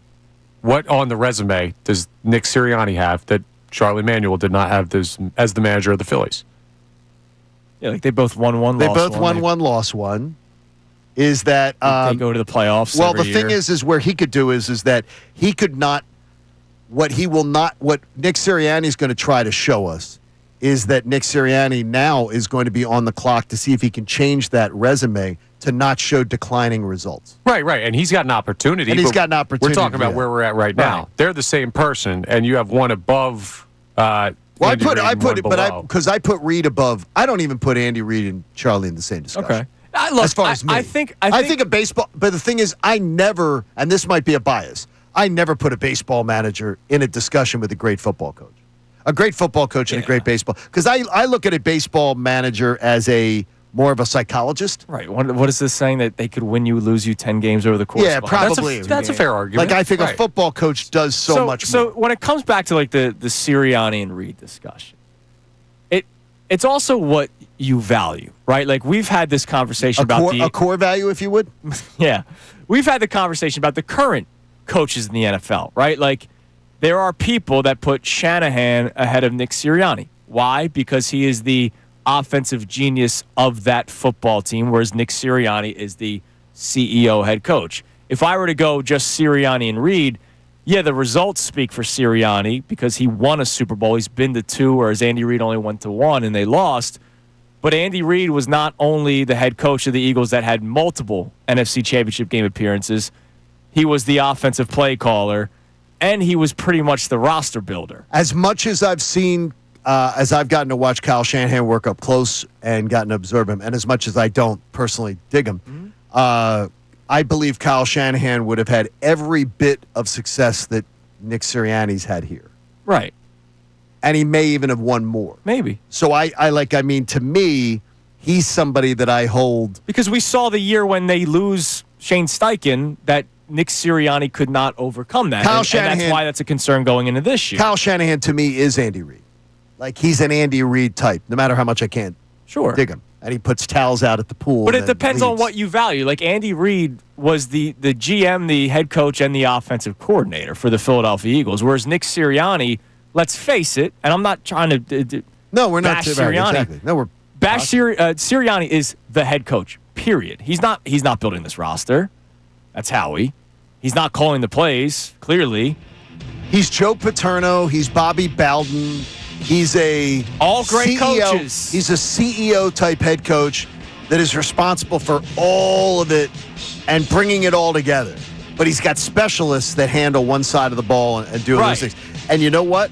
All I care about is the win on Sunday. And I know you care about results. I care about the results, again, the results speak for themselves with Nick Sirianni. It's an interesting conversation. It is a good debate and discussion. If more people want to chime in on that, feel free. I'd like to hear it. The fact that you got emails and DMs on it. And this guy was like, he goes, you can't put Sirianni ahead of Reid. under any circumstance. All right, you can climb in 610-632-0975 as we continue to talk about the Birds and we follow training camp battles. I have a question about the battles on defense.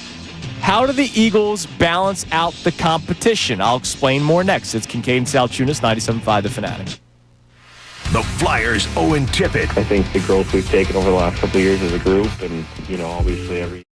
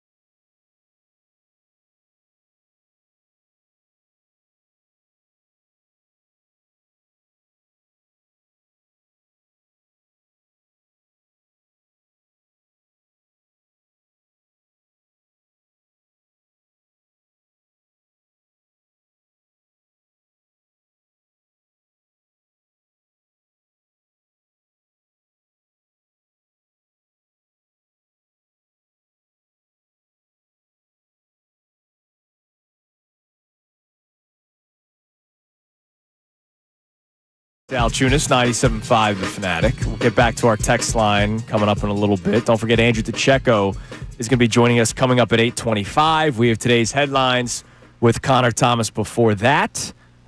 Question about the defense for you both.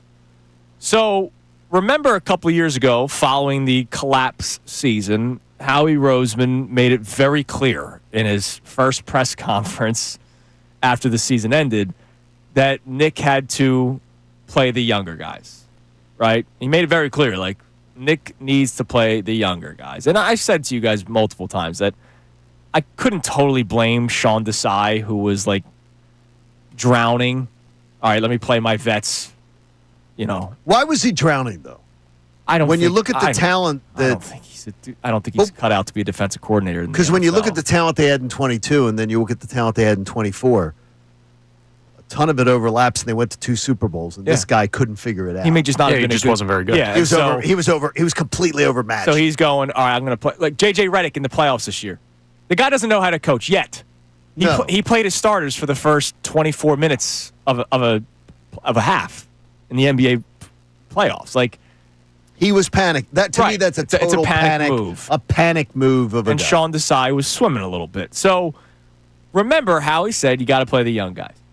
I'm curious, these battles that we have going on right now, and there's really just 2 main battles. It's outside corner and it's safety. How much should the Eagles weigh the young guys versus maybe who's actually better? If you remember, last training camp, Tyler Steen was supposed to be the right guard, and they wanted Tyler Steen to be the right guard. But Mekhi Becton, they did. But Mekhi Becton beat him out. Steen also got banged up in training camp, which kind of put him behind the 8 ball there. But, fair was fair. Becton won the job, and we know what ended up happening. The Eagles win the Super Bowl. So you have Adoree Jackson and Keely Ringo. One guy's played corner a lot in the NFL. I don't think he's great. I just don't know who Keely Ringo is. By the way, you hear how much they like it, when we talked about Adoree Jackson before. You remember how much? Like I was saying to you, I thought that they. Yeah, could I know you like see him, and they seem to like him. Yeah. Now I don't know if that's just hype. Could be. That could be just hype to push the youngsters. Could be. But they seem to like him. And then the other one is Sidney Brown versus Andrew Makuba. Brown's been here for a couple of years. He's not old, right? He's still very young. How do you balance man, we could get this rookie starting right away. We could get this third-year player in Keely Ringo starting right away versus the quote-unquote vets, even though, Adoree Jackson and Sidney Brown are 2 totally different terms of vets in their respective NFL careers. Do you balance that, or do you just go whoever wins the job wins the job? If it's close to even, I want the younger guy. Okay. If it's close to even, I want the younger guy absolutely. Yeah, obviously, if Adoree Jackson is a million times better, he looks like Darrell Revis. Right, but if it's close to even, it's got to be the younger guy. That's what I'm thinking too. That's not what I'm thinking. Why are you thinking that, Connor? If it's close to even, it's the guy who's been with the organization last year. Okay, explain the thought process there. You just you want the continuity, right? You value the for continuity safety, more. It would be Sidney Brown, even though he's older. For corner, it would be Keely Ringo, even though he's younger, because they've been in Vic Fangio's system. And to me, the most important thing about this defense is understanding Vic Fangio's system. Now, how much has Sidney Brown actually been in the system? I know he was more than Makuba. I know he was on, but significantly? He was here for the entire year. I mean, he didn't play every game, but he's in practice with the team. He's going through walkthroughs. He's in meeting rooms. All of that stuff matters. Okay. When did he come? Because remember, he was hurt at the beginning of the season last year. Yeah, but he wasn't not with the team. He ended up playing 11 games, and I don't even know how many snaps he actually played on defense. I'll try to find that out for you, because I don't think it's that much different than what Makuba had. What do you mean? Makuba's been on the team for like a week.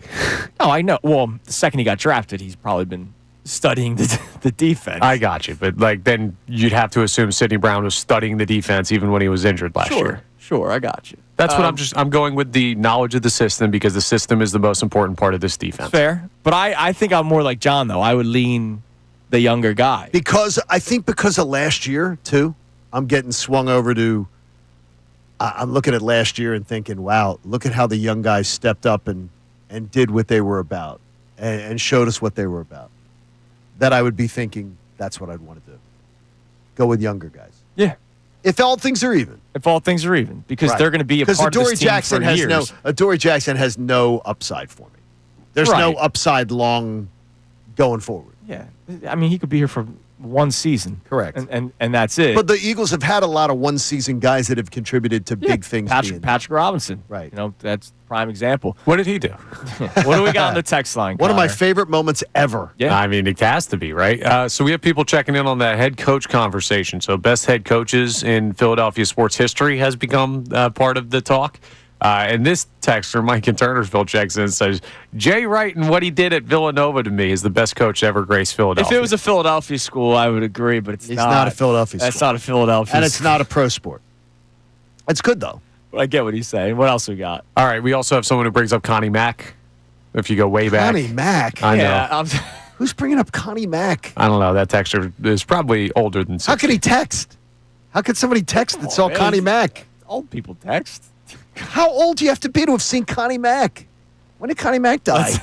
Hold on. Well, when did Connie Mack die?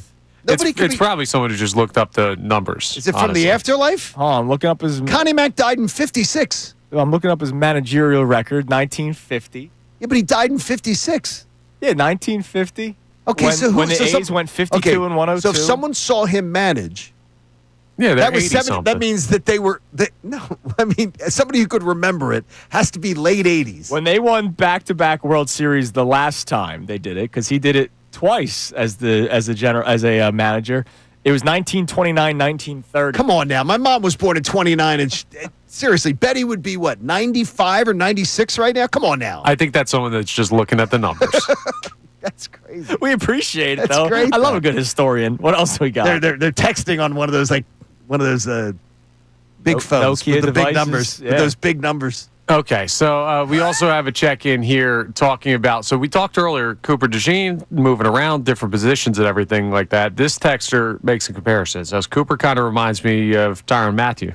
In college, he played slot corner at the very beginning of his NFL career and eventually moved to safety, but he still covered the slot. I envision Cooper being similar in that regard, maybe like Malcolm Jenkins as well. I'm just trying to remember if Tyrann Mathieu then would bounce to the outside at times. Like Jalen Mills is another example. I don't remember that. Jalen Mills is a safety at LSU, comes here, he played corner. He eventually makes the move back to safety, but I don't remember Jalen Mills like doing 3 different positions in one season. There is a chance, based off of what Vic Fangio was saying earlier when we played the audio from yesterday's press conference, that we could see in a game Cooper DeJean play slot, outside, and safety. Hey, I don't remember the Honey Badger doing that. I don't remember playing outside. Maybe he did. Maybe he may have followed somebody at times, Yeah. but look, he was outstanding. He was outstanding, and Cooper DeJean could very well be outstanding. Pretty damn good rookie season out of him. It'll be interesting to see what ends up happening, how they use him, because he is a guy he is a gift where they could use him in multiple different ways. All right, coming up next, we'll reset our topics. Also, today's headlines comes your way at 8:15-ish, around 8:15. That's always kind of a light-hearted segment. No, Ish calls Mike every day. That's true. Headlines comes around 8:15. Before that, and then tells a stupid joke. Not so much of a light-hearted segment because we're going to react to the news from the world of hockey that obviously impacted the Flyers. It is Kincade and Salciunas here on 97.5 The Fanatic. Now on 97.5 The Fanatic Sports Update. Training camp continues. I'm Connor Thomas, and the Eagles continue training camp work today as we wrap up week 1, or at least the weekdays of week 1 of the preseason work. Today's practice is closed to media, but yesterday we heard from defensive coordinator Vic Fangio and multiple players on their thoughts heading into the preseason. Landon Dickerson became the latest player to talk about the 2024 Eagles no longer existing. Every team has a 1-year expiration. 2024 Philadelphia Eagles were a great team. That team no longer exists. It's 2025 Philadelphia Eagles. Right now, we have accomplished nothing. We are 0-0, and we're here to work. So forget about it forever, right? No, that's not exactly what he's saying, but the Eagles are focused on this year, and the work continues as the team looks to create another memorable season in 2025. The Phillies head up to New York for a 3-game series with the Yankees that starts tonight. First pitch of game 1 is 7:05 this evening. Taijuan Walker on the mound for the Fightins. Will Warren pitching for the Yanks. Walker, Suarez, Wheeler, the 3 scheduled to throw up in New York for the Phillies. The MLB trade deadline is just 6 days away. This update is brought to you by Moyer. It's on summer's heating up. Call Moyer Indoor Outdoor for expert pest control and lawn care. Moyer, trusted service, year-round solutions. Visit eMoyer.com today. I'm Connor Thomas on the home of the best birds coverage, 97.5 The Fanatic and 97.5thefanatic.com. Andrew DeCecco, the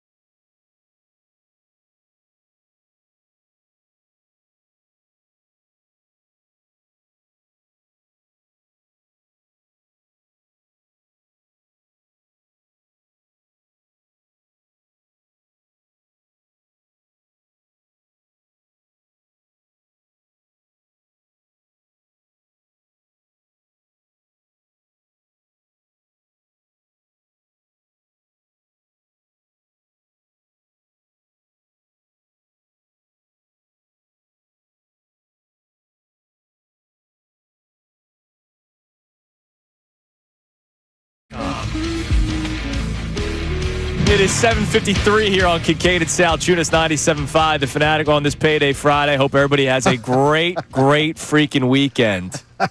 What if someone's on a different payday schedule than us? Sorry, payday Friday for Kincade and Salciunas here on it could be like 97.5 somebody's on the. I used to be paid in radio on the 15th, 31st. Okay. So whatever the last day of the month, and the 15th and the last day of the month, the twice a month paycheck. Well, in case people are listening and going, why are they in such chipper, jolly old moods today? And it's when I say payday Friday. Jolly old moods. There's always a benefit to a payday Friday. All right, we're going to talk about Carter Hart in a few minutes. So, stand by. But, we've been talking a lot about the Eagles and whether or not you are ready for the next Dynasty conversations. We're not saying the Eagles are the next Dynasty. We are asking you, when you turn on a national show, ESPN, Fox, your whatever show of choice, Sirius XM, McAfee's, Us, whatever. Right. By the way, I was shocked. Mikey Miss just can't stand Pat McAfee. Oh, you can't? Oh, my gosh. Like, he went on a diatribe the other day. I did not realize that. Now, look, it might not be your show of choice. Yeah. And believe me, it's not my personal show of choice, but I find a bit of it entertaining. And I do find it incredible when someone can create something from scratch. Right, the way that he did. And make it into something that's worth tens of millions of dollars. Pretty impressive. Yeah. It's like, I didn't realize Mike was anti-McAfee. I sit there and do this. I sit there and go clap, clap, clap, clap, clap. I took issue because he said, what right does that guy on his set have a right to be offering his opinion on sports? What's he ever done? And I'm like, come on, Mike. Have you listened to Philly sports radio? My God. Had a good high school career. All of us. Seriously, stop it. Anyways, the question is, are you ready for that conversation to start? Because you said it, John, probably at some point in August when NFL Live is scratching and clawing to the final days before week one, when everything kicks off. And we start talking. Remember, the Eagles are the first game of the year. Yes. We could hear that conversation Thursday morning. Oh, I think we will. September the 4th. We could hear somebody have that conversation. Are the Eagles destined to be the next dynasty in the NFL? Are you, as a fan, ready for those conversations? What do we have on the text line, Connor? You can chime in, 610-632-0975. The other thing that we got onto earlier was the report that the Phillies have been showing interest in O'Neal Cruz, a very interesting player, gifted, but sometimes low IQ in the field, sometimes low energy in the field, so sometimes doesn't put forth full effort. But we know that raw ability is there, and by the way, you would have him for 3 more years after this. Where is your interest level in O'Neal Cruz? John Kincade right away goes, no Neal Cruz. I have interest. It's not the do it. It's not like Juan Soto for me when those talks were happening, where it's like, do whatever it takes to get this guy. I'm not there. I don't even know how much it's going to cost. It's going to cost you a lot. That's why I'm a little hesitant. I got to tell you, and I love my man, the Pony. He's a really good dude. But he's been on a really bad run with his hot tips. Right. And you just go back on Twitter. He's had a bad run. So I'm not buying this one. I'm not buying this one in the least. Totally get it. What do we got on the text line, Connor? All right, so we have texts on what we were just kind of talking about with the youth versus the talent. A lot of people have checked in on that. And this texter says, I hate Connor's take. Talent over system, just because a guy doesn't understand the system yet doesn't mean he should get the edge. Talented players can learn, groom your young talent, unlike what the Phillies have done. Which, by the way, the Eagles last year, we saw the first 4 weeks of the season. There was a lot of learning curves for a lot of guys. Right. And that's why you and I, Johnny, were more patient with the defense than with the offense. Maybe the texter has a point there. Right, but the texter's got to remember what the basis of the conversation was. All things equal. If all things are equal, correct. Right. The more talented player is playing regardless. I don't care where you came from. I don't care how long you're here. You do is if all things are equal, yes. What if it's close, Connor? What if Adoree Jackson's a little bit better, but the younger guy is absolutely on the rise, but he's not as good right now, but you think with playing time you're going to get him there? I'm playing the better player. Okay. Right? I trust Vic Fangio to evaluate that. I trust Vic Fangio, if that better player is a younger player, to bring them along the way that they need to. Better player. Everything's all Vic Fangio's call on who the better player is, and he figures out the rest. Oh, yeah, and we're going to trust whatever decision he makes. Absolutely. Obviously, we'll trust whatever decision he makes, but I was just wondering what you guys would do. All right, you're listening to 97.5 The Fanatic, WPEN HD1 Burlington, Philadelphia, a BZ Media Group station, broadcasting live from the Comcast Business Studio, powering possibilities. Around 8:25, our man Andrew DeCecco is going to be joining the show. We have today's headlines with Connor Thomas coming up in about 15 minutes, which is a more lighthearted segment. But for the next couple of minutes, not so much, because there was major news yesterday in the world of hockey that obviously involves the Flyers because it involves Carter Hart. So the hockey players that were involved in the sexual assault case during the World Juniors back in, 2019 was when everything went down. They were all acquitted yesterday. They were all found not guilty in the Canadian system. There's a lot of bad legal analysis on Flyers Twitter yesterday. So, and that's why we have to have this conversation. Now, look, everybody is entitled to their opinion. There are a lot of people that will look the other way when things happen because, this guy will help my team. Correct. I know I was like that when I was younger. Not so much anymore as an adult, where I know I joke around how I'm not the brightest man in the world, but my brain has developed a little bit more, and I realize that there's more to sports than just, is this guy going to help my team or not? And I know there are a lot of people that don't care about that stuff. They just go, Flyers may be a goalie away. Carter Hart's once again available because he was found not guilty. I want the Flyers to bring him back. John, I know you will speak on this better than I would because you read more, you know the law much more better than I can. So I'm not Billy Colarulo on this one, but in the Canadian courts, because it is different than the United States, but in the Canadian courts, not guilty, the verdict they got, or acquittal, as they say, acquitted of the charges, it means that the Crown, as they call it, the Crown over there, the prosecution is the Crown. The Crown did not meet the burden of proof to prove the guilt of the players. It does not mean that the court declares the people innocent of the crime. And that's important. It's that the evidence that was presented was not sufficient to convict. And the judge in the case says that the woman who gave her testimony, the accuser, was too unreliable in her memory. She said things at the time and then said things afterwards that were different, where her story changed, and she found that to be too unreliable. Because, by the way, this has been going on for like 6 years. Correct. So it's not like this all happened last month. Correct. They didn't get to getting this done because by the way, this case was covered up. Correct. So she didn't get to have a trial right away.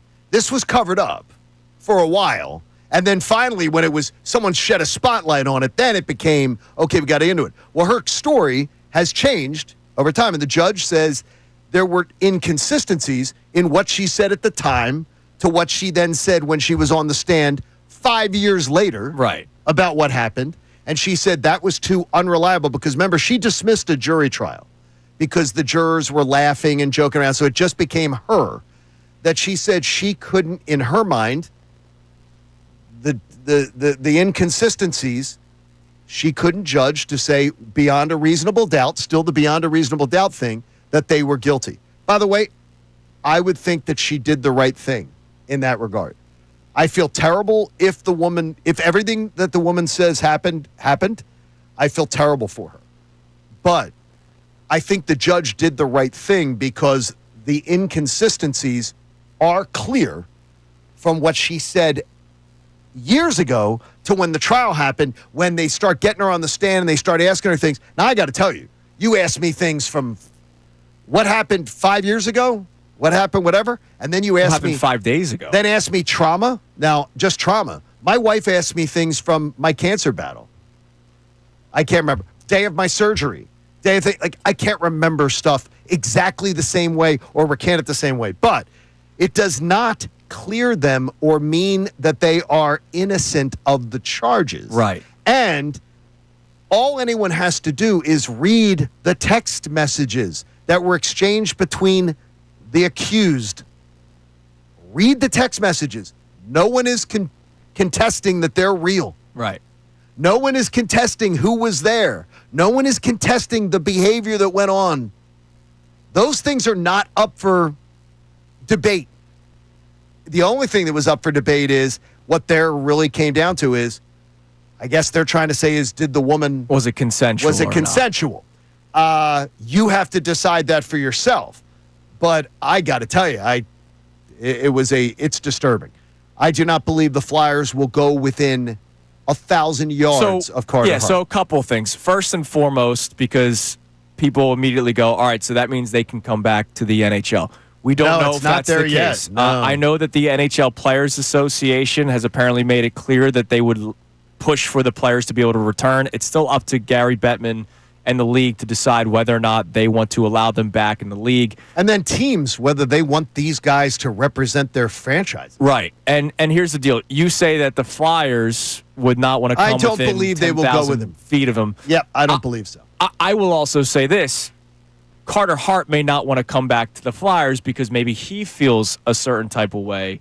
You released me before this trial went down. Well, I don't blame the Flyers for doing it. Well, the NHL did to all of them. Right. Carter Hart may also have that feeling like, oh, okay, you guys got rid of me and, we didn't even go to trial yet. So I don't, to your point, all the reporters that are also said it, they echoed your sentiment. He's not coming back. He's not coming back, and I don't believe for a second they want him back. Right. Like they sell that to your fan base. By the way, Flyers, there are a lot of Flyers fans that would be sold. No, Flyers have a large female fan base. Yeah, I got you. No, I'm just saying. Yeah, I mean, there's a lot. If you search Carter Hart's name on social media, there are a lot of with the Flyers logo Twitter accounts saying bring him back. Blah blah blah. I laugh at now that he's innocent. No. Now that he was found not guilty. Gotcha. And it's completely different. So there's the update. And if you go read the details of the night that are the facts that both sides agree to, I got to tell you, I wouldn't want to within my organization. I hear you. All right, coming up next, promise, a little bit more lighthearted. We got today's headlines with Connor Thomas. Andrew DeCecco is going to be joining us coming up at 8:25. We'll continue to check our text messages on all of our topics today. It is a Friday morning. It is Kincade Salciunas here on 97.5 The Fanatic. We want to hear from you. So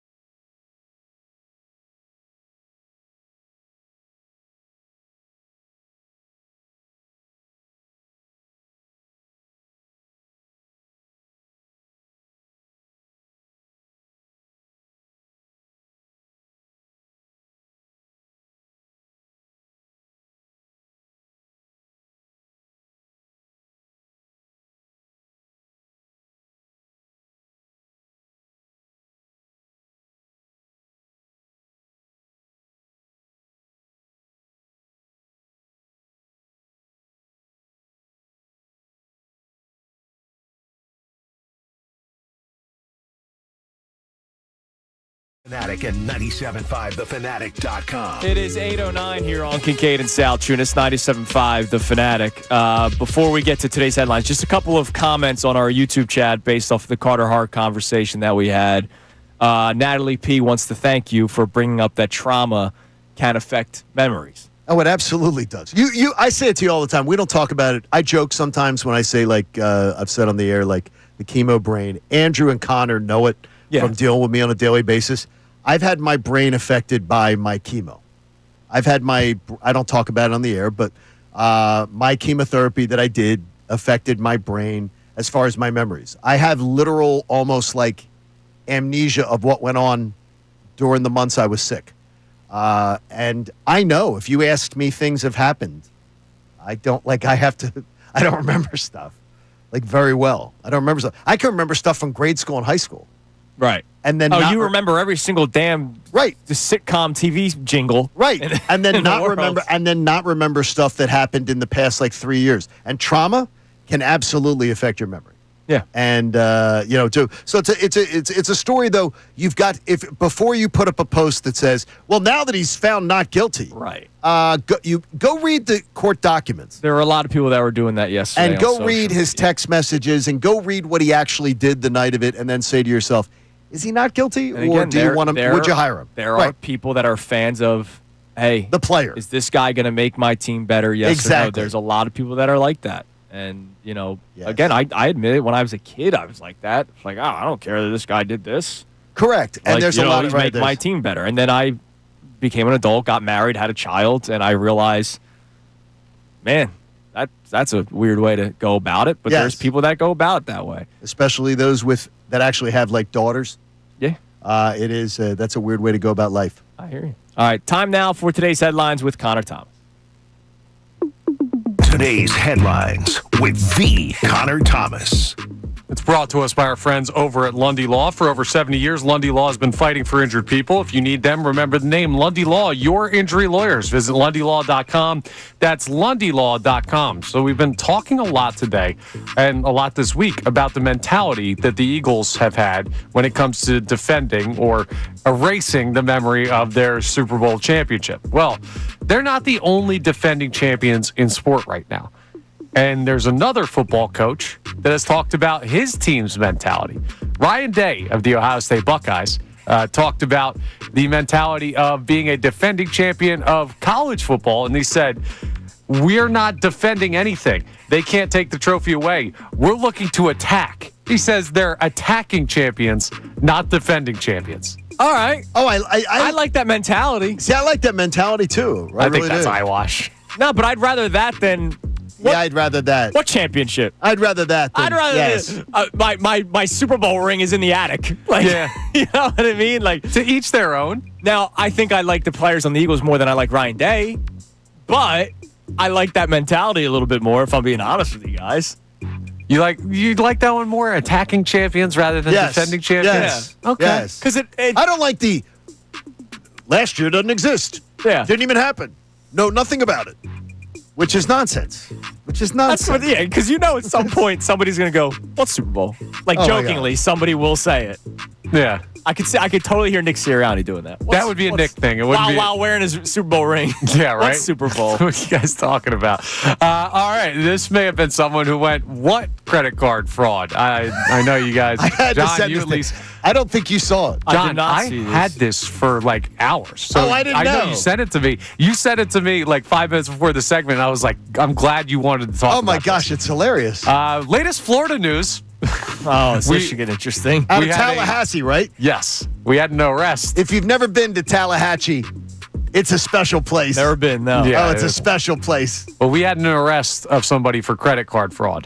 And he got arrested while he was at his place of employment. Oh, I know where you're going with this. It just so happens that his place of employment is Chuck E. Cheese. And he is. He is Chuck E. Cheese. He was in the costume. So they handcuffed the mouse and took him out of there. With his costume on, and the kids are at their birthday parties. Oh, Could you imagine? How do you explain? So, Andrew, you're the father of a young child.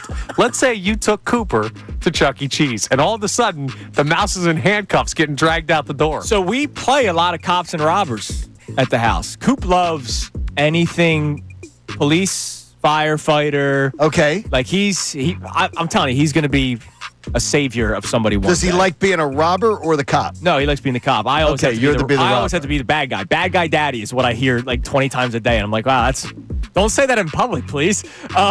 I've said it about you. Connor said it about you too. And I guess we would just have the conversation like, look, Chuck E., he did something wrong, and the cops had to take him out. What? Chuck E. Cheese had a rough day. He was credit card fraud at the place of work too, I think. Yeah, I mean, that's a rough day for Charles Entertainment. I think he was skimming credit cards. Now, I don't understand the skimming credit cards thing, but like that's like I guess either writing down people's numbers or yeah, I guess so. Or he's got one of those little things that you put over but he's an ATM thing. He's literally being brought out in full costume and plus, that's a tough day at If work. Chuck E. Cheese asked me for my credit card, I'd probably say, "Yeah, here you go, buddy. Well, first off, go he's buy a yourself- trustworthy Go mouth. buy yourself something nice First and off, play does some he good talk? music." Like, He sings. Yeah, they got the band. Oh yeah, The animatronic does. yeah, but the animatron. The costume, I don't think they talk. Yeah, I mean because You mean to tell me they're not real? how does he? I'm telling you this. This is one of They're my very favorite. real. That was one of my favorite stories. Yeah, He's being brought out in cuffs. Then they bring him outside in cuffs, and to get him into the car, they try to get him into the car with his costume hat on, and they have to take the giant Chucky head Free off. my guy Chuck. Brendan Gunn He wonders, ain't do nothing. or he states that Chuck E. Cheese will definitely rat his buddies out. So, do you think he's a rat? He is a rat. Like a rat. I think he's a mouse. He's a rat. Of course. Are mice rats? Like I think Ronald McDonald would go down with his grave. I don't think he'd rat people out. He's a clown. I'll tell you this. We know this. Wendy, she'd be reputable. Yeah. Wendy, ain't you no could snitch. trust. You could trust Wendy. Is that free Chuck E. Cheese? You could absolutely. Speaking of, trust Wendy. so we could talk Charles Entertainment Cheese all day, but Could, yes. there's another guy that might have been free. Marco from Little League. Dude, Talk check your to us show. about Check this. your show sheet. Damn it. Okay. Well, never mind. Come on, man. We'll get into that's that. more than 2 minutes. Okay. There we That is go. more than All 2 right, minutes. then we'll wrap up with the replay. I just figured because we were talking about people that should be free. Yeah, I see him in Free cuffs. Marco. We'll have that. See him in cuffs. Stop it. Are we ready for are the Eagles the next dynasty talk? I mean, like, I'll echo it again. But how could we not be ready? Like, why wouldn't you want this to be a thing for your football team? I don't understand the mentality. Right at the beginning of the show, I saw our YouTube chat. Oh, here we go, a Homer-driven show today. Like, there's people that don't like this. No, kind of I don't stuff. want. But the thing is, though, I agree with the people on YouTube. I don't want any talk of dynasty. Yeah, because you want to see them do it first. Yeah, like when they do it, I'll gladly have this talk. When they win a second Super Bowl in a row, when they win 2 in a row, then I'll absolutely entertain the but thought. the What does it conversation hurt to isn't have it are now? they? It's not Because are I they don't a wanna dynasty. talk about, like- it's could they be the next dynasty? And I feel when people talk about the Eagles positively, I feel good about it. It's nice. I love the positive talk, but there's so many things I can talk about other than the method. I'll worry about it. When they win the second one. I'll talk about the fact is because they're not a dynasty till they then you go and you have the chance to win the third one and actually be one. I've got some good news for you, Johnny. We've What's got that? 4 hours of show to fill every day, so we can have your conversations and this potential dynasty conversation all in one. We can also There's have plenty of time. could Connor be 6'4" by Monday? he still thinks that he could be. He thinks he could. I don't know. You never know. You got hanging upside down. You got the genes for it. I do. I Yeah, did those not genes get the, betrayed did not get him. the luck. Oh, It's God. betrayed him. I got all the looks. By the way, personality. ESPN.com, you know how they do Brains. the NFL executive polls? Yes. So apparently it's worked out well enough for them that they've done it now with the NBA. Really? NBA executives debate the incoming rookie class. One of the questions, other than Cooper Flagg, because everybody's thinking he's going to be the next coming, who will prove to be the best draft pick? VJ Edgecombe got the most votes. What? With 10.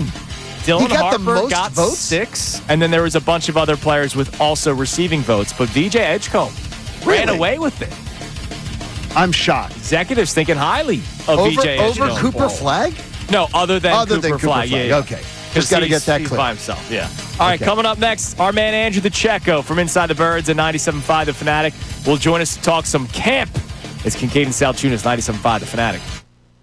Now on 97.5 The Fanatic Sports Update. Eagles keeping the same mentality. I'm Connor Thomas, and the Eagles continue training camp work today as we wrap up week 1 of the preseason. Today's practice is closed to the media, but yesterday we heard from defensive coordinator Vic Fangio and multiple players, including Landon Dickerson. Now, he's another Alabama guy, so you shouldn't be surprised what his thoughts were on how the Eagles are handling their mentality heading into their Super Bowl defense season. Every team has a one-year expiration. 2024 Philadelphia Eagles, we're a great team. That team no longer exists. It's 2025 Philadelphia Eagles. Right now, we have accomplished nothing. We are 0-0, and we're here to work.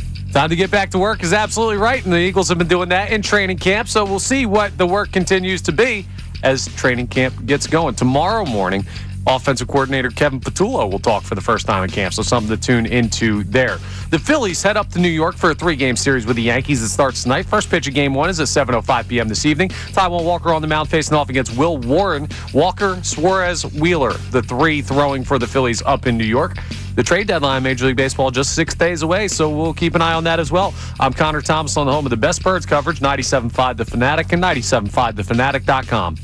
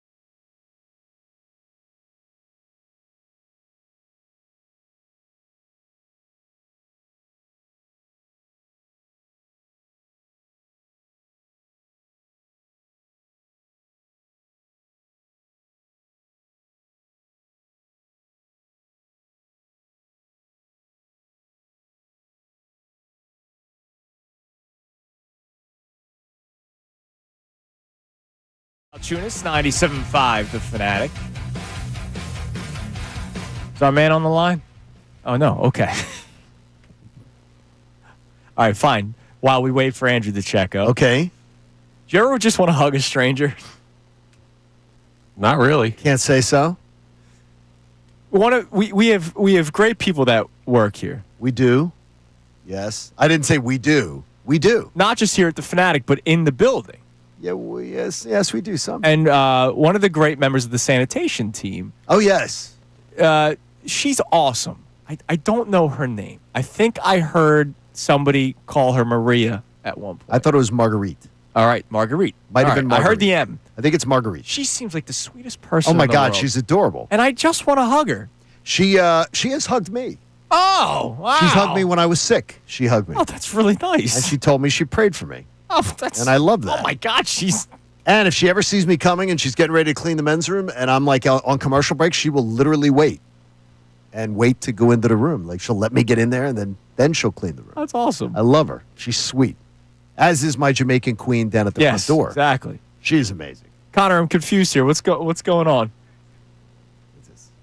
All right, so It's all right. Well. So we have a new call screener, and if you've called in before, it'll show your name. Okay. We have had our man Anthony Sanfilippo on a few times. Always love our conversations. With Aunt San, what's the deal?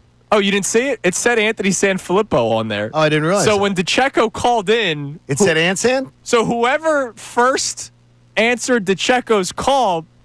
Put in Aunt San. I don't even know how it's possible. But let's head to the Comcast Business Hotline, where every day business is a big day. Let Comcast Business help you move forward. It's what's next. Andrew San DiCecco. Not Anthony Sanfilippo from on Pattison, but from Inside the Birds and 97.5 The Fanatic. Our man Andrew DiCecco joins us. What's up, dude? Par for the course, guys. Good morning. How I are was you? just so confused. I was like, wait, did I do this right on the show sheet? It says Andrew DiCecco here. Anyways, welcome in, man. I always love having you on, and I know it's been a busy week for you with all your hits and, of course, going to training camp. And so through 2 days, you've had an opportunity to look at some of the players. What has stood out to you so far, Mr. DiCecco? Well, I think first and foremost, I have to highlight Jalen Hurts, who really stood out to me yesterday and even the day one, because you could see the chemistry with him and A.J. Brown, where it almost looks like they're in mid-season form. But yesterday, it wasn't the splash plays, Andrew. It was the timing and efficiency, getting the ball out quickly. There weren't the explosive plays, but he was fitting the ball into tight windows. In one instance, there was one to Dallas Goedert between three defenders. These are passes that 2 years ago he's not even attempting. He just seems to be in command of the offense. And again, you never want to make too much out of day two of training camp, but I think that's a welcome sign.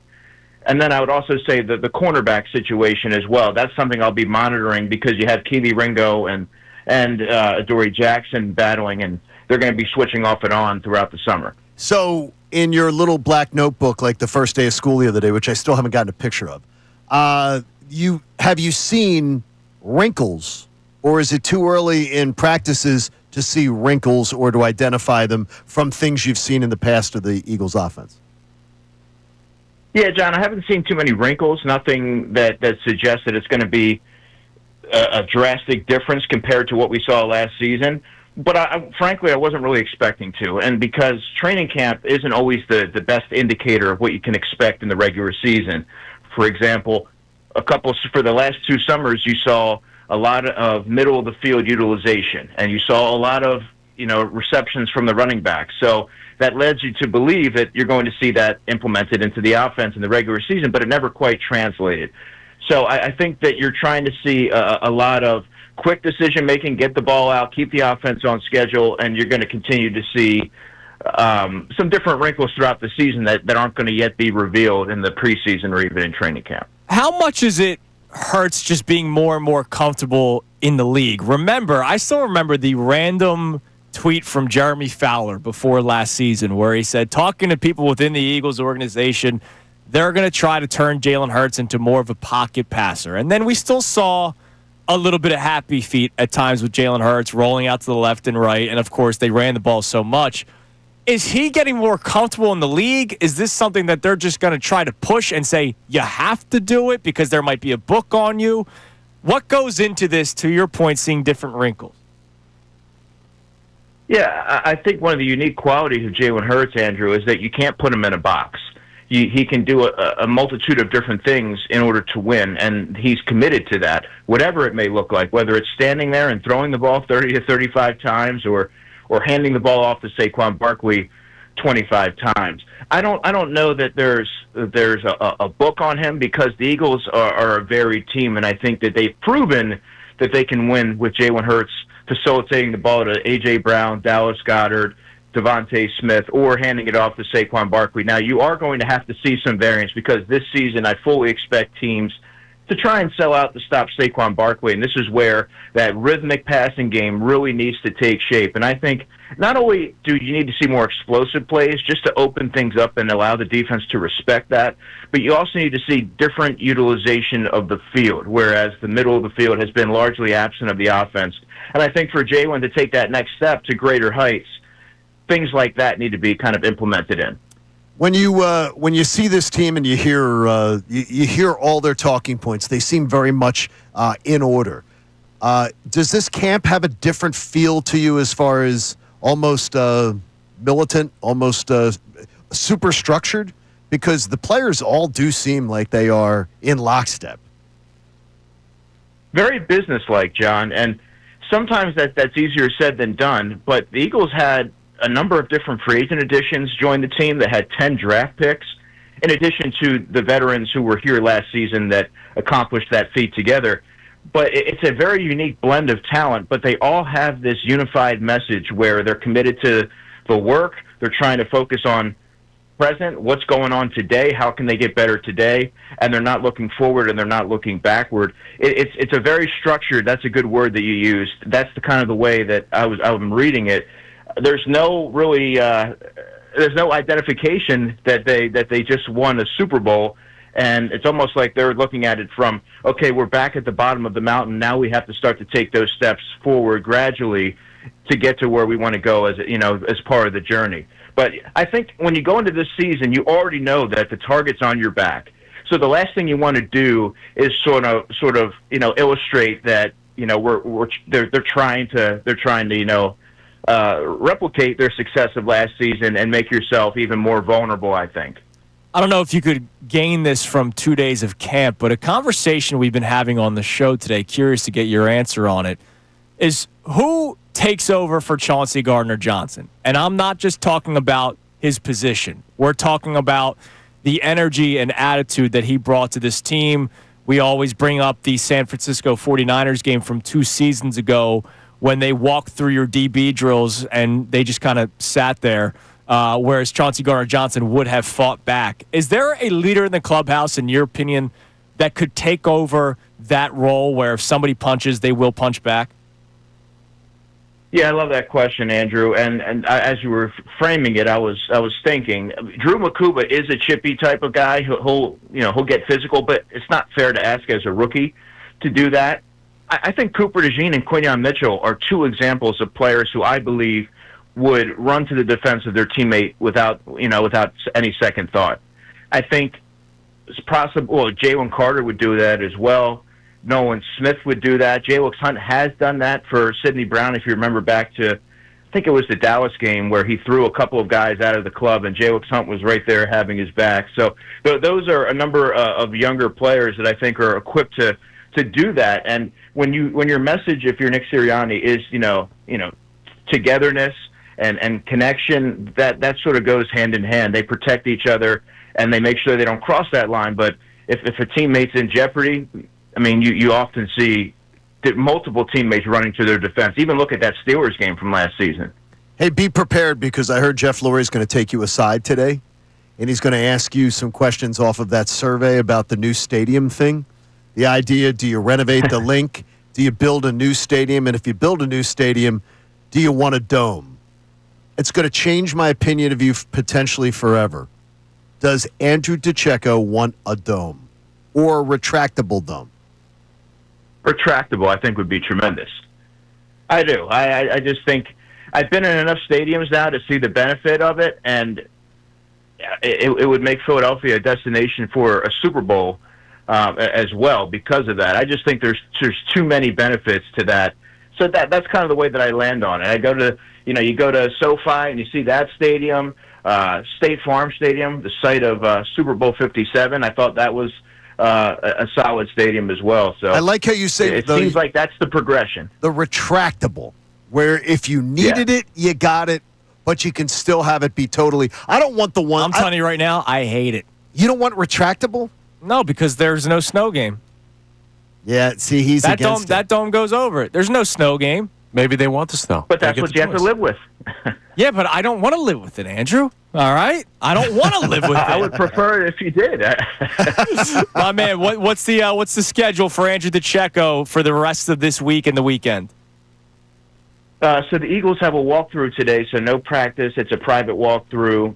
Later on today, 2 to 6 on Unfiltered with Bill Colarulo and Ricky Bowe.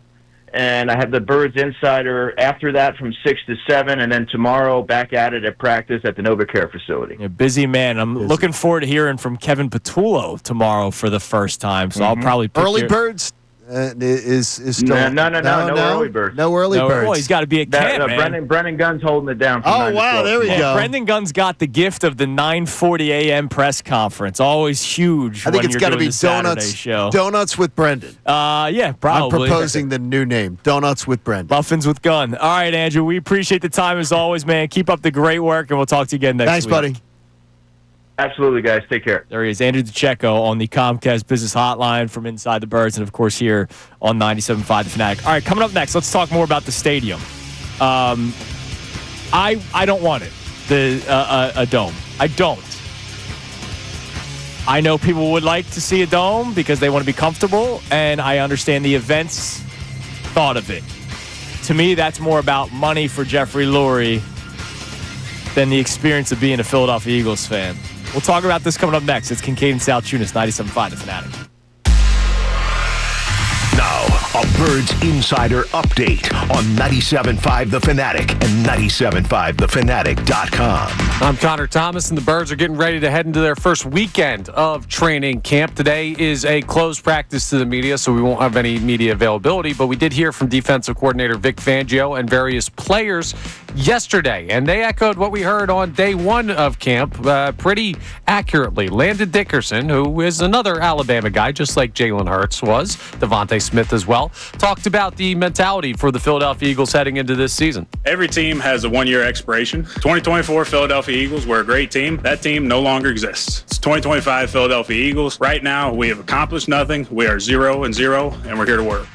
It sounds kind of wild to hear them say that, last year when we won the Super Bowl doesn't exist anymore, but that's something that we've heard from a couple of players. And maybe it's the right mentality because focus is going to be uber important to this team going into this season. Dallas Goedert also talked about his focus level on what he can bring to the team this year, and if that's heightened by the contract questions that he had this offseason. I want to do whatever I can to help this team win games, put them in the best position. If I'm out there, if I'm playing football, it'll all take care of itself. But, I just want to help this team win a lot of games. The Eagles training camp may not be salacious this year. It may not be interesting, but it's effective. We've seen that in the past. We'll keep you updated on all the news out of camp. I'm Connor Thomas on the home of the best Birds coverage, 97.5 The Fanatic and 97.5thefanatic.com. Hi, my name is Phil E., and for most of my sports fan life, I've been suffering from sports talk delusion syndrome, or STDS for short.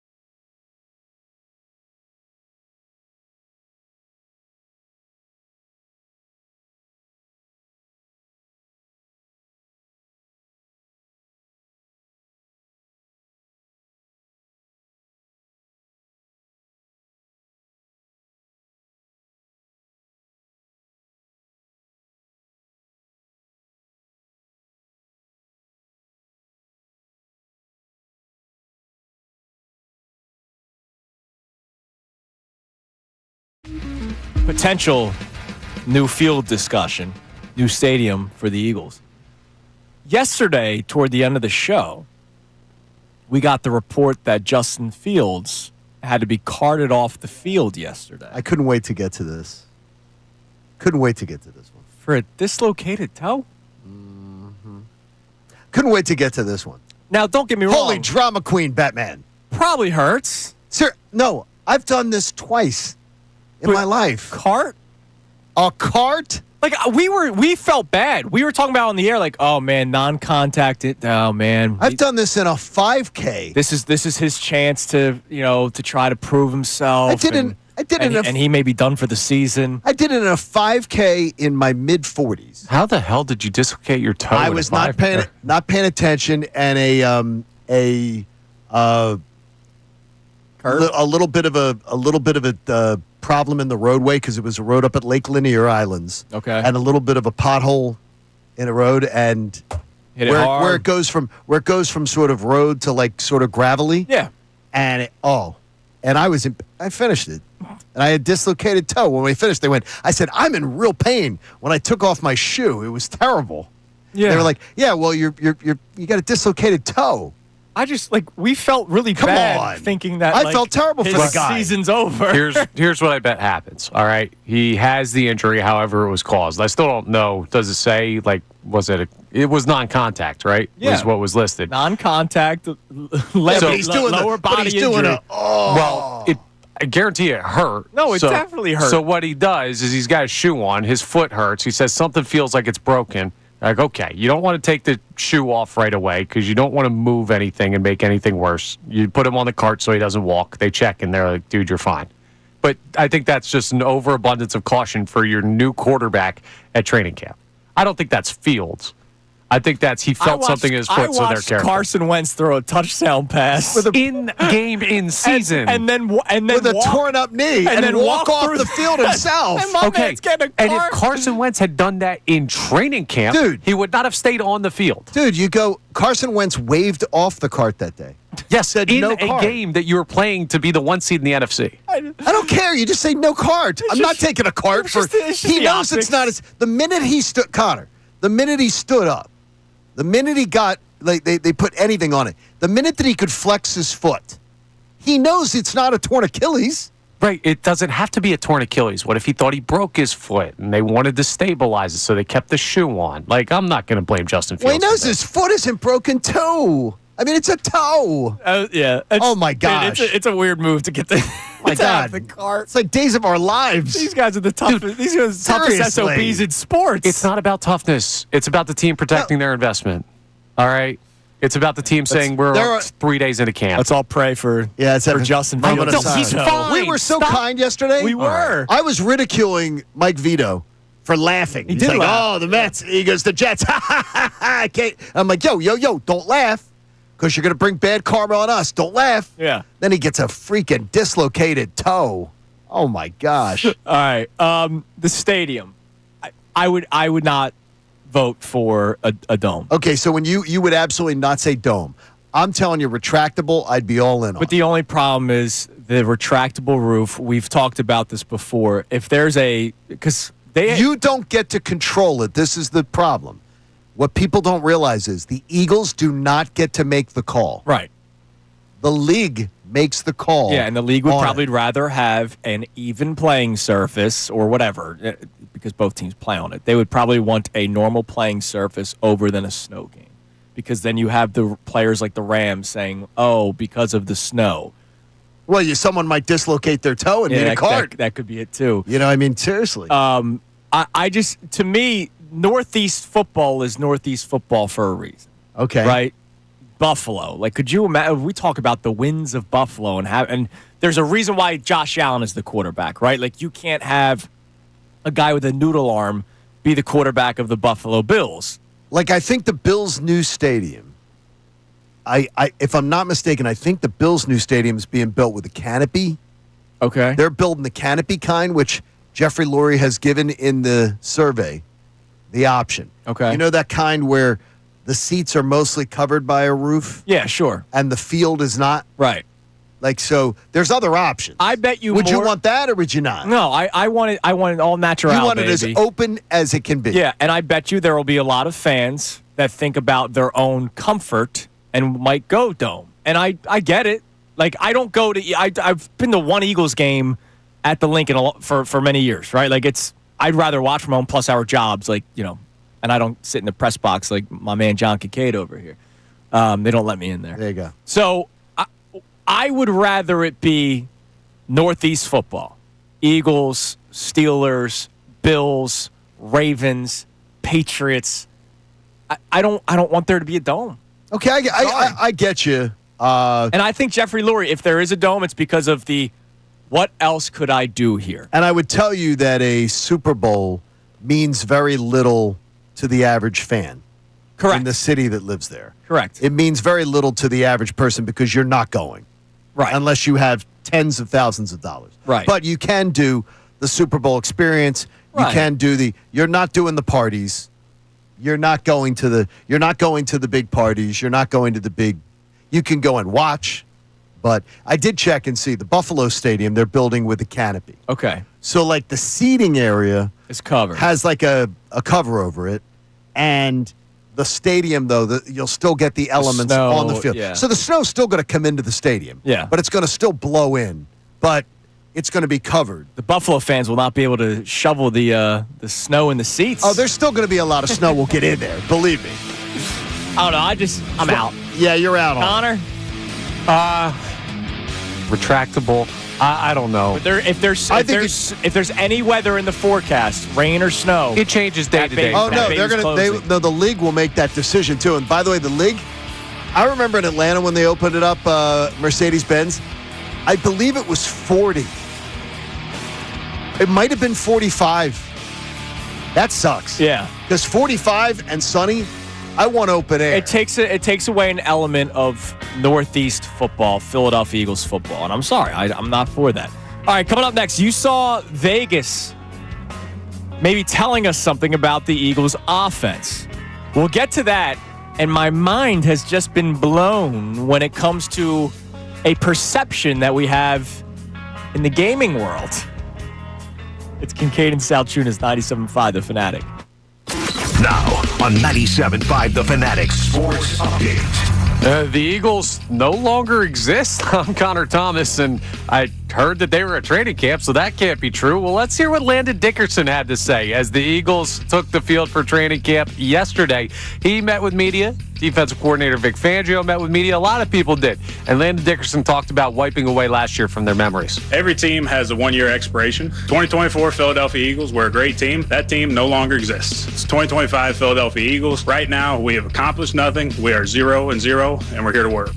That may be a little overstating what he said and what other players have said. Of course, we know that the Super Bowl did indeed happen, but for a team looking to defend their crown, the mentality, hey, it's not a bad way to go about it. The work continues as training camp continues for the Birds. They have a closed practice today to media, so no availability. But tomorrow morning, Kevin Patullo, new offensive coordinator, will meet with the media. The Phillies head up to New York for a 3-game series with the Yankees that starts tonight. First pitch of Game 1 is tonight at 7:05 p.m. Taiwan Walker and Will Warren is the pitching matchup in this one. Walker, Suarez, Wheeler, the three throwing for the Phils up in New York over the weekend. The trade deadline in Major League Baseball just 6 days away.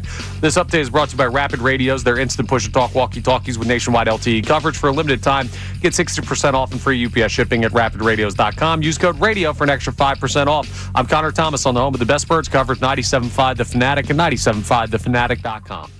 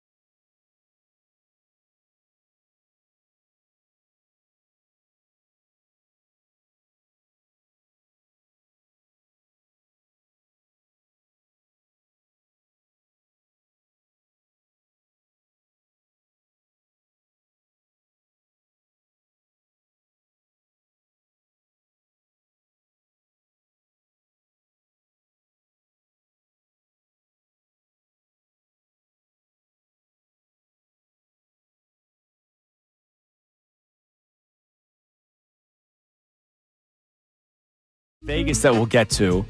But real quick, I learned something. It's always good to learn something every day. At the end of last Andrew. segment. What'd you learn? So, the great people at Nintendo, near and dear to my heart, because of the many hours I've spent playing their products as a child, and every once in a while still dabble as an adult. They have an app called the Nintendo Today app. And every once in a while they post things on it, they update things.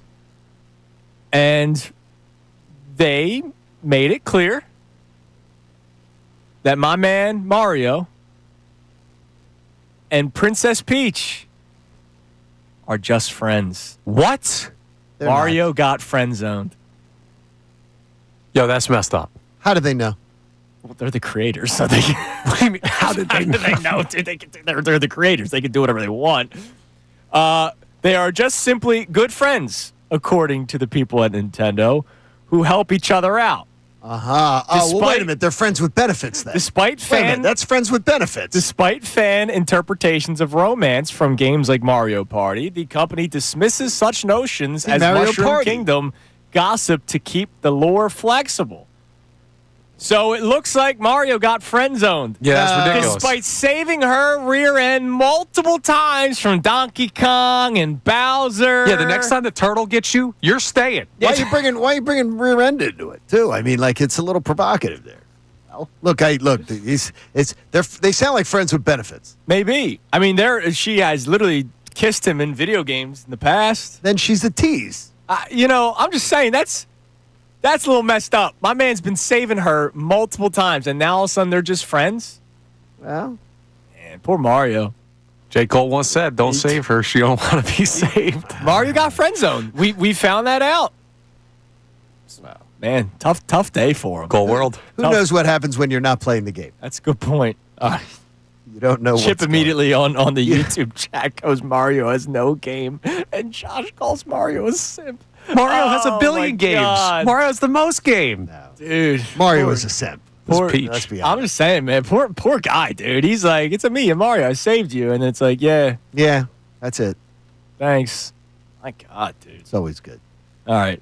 Mario definitely wears an undershirt under a polo shirt. You're listening to 97.5 The Fanatic, WPEN, HD1 Burlington, Philadelphia, Beasley Group Station, broadcasting live from the Comcast Business Studio, powering possibilities.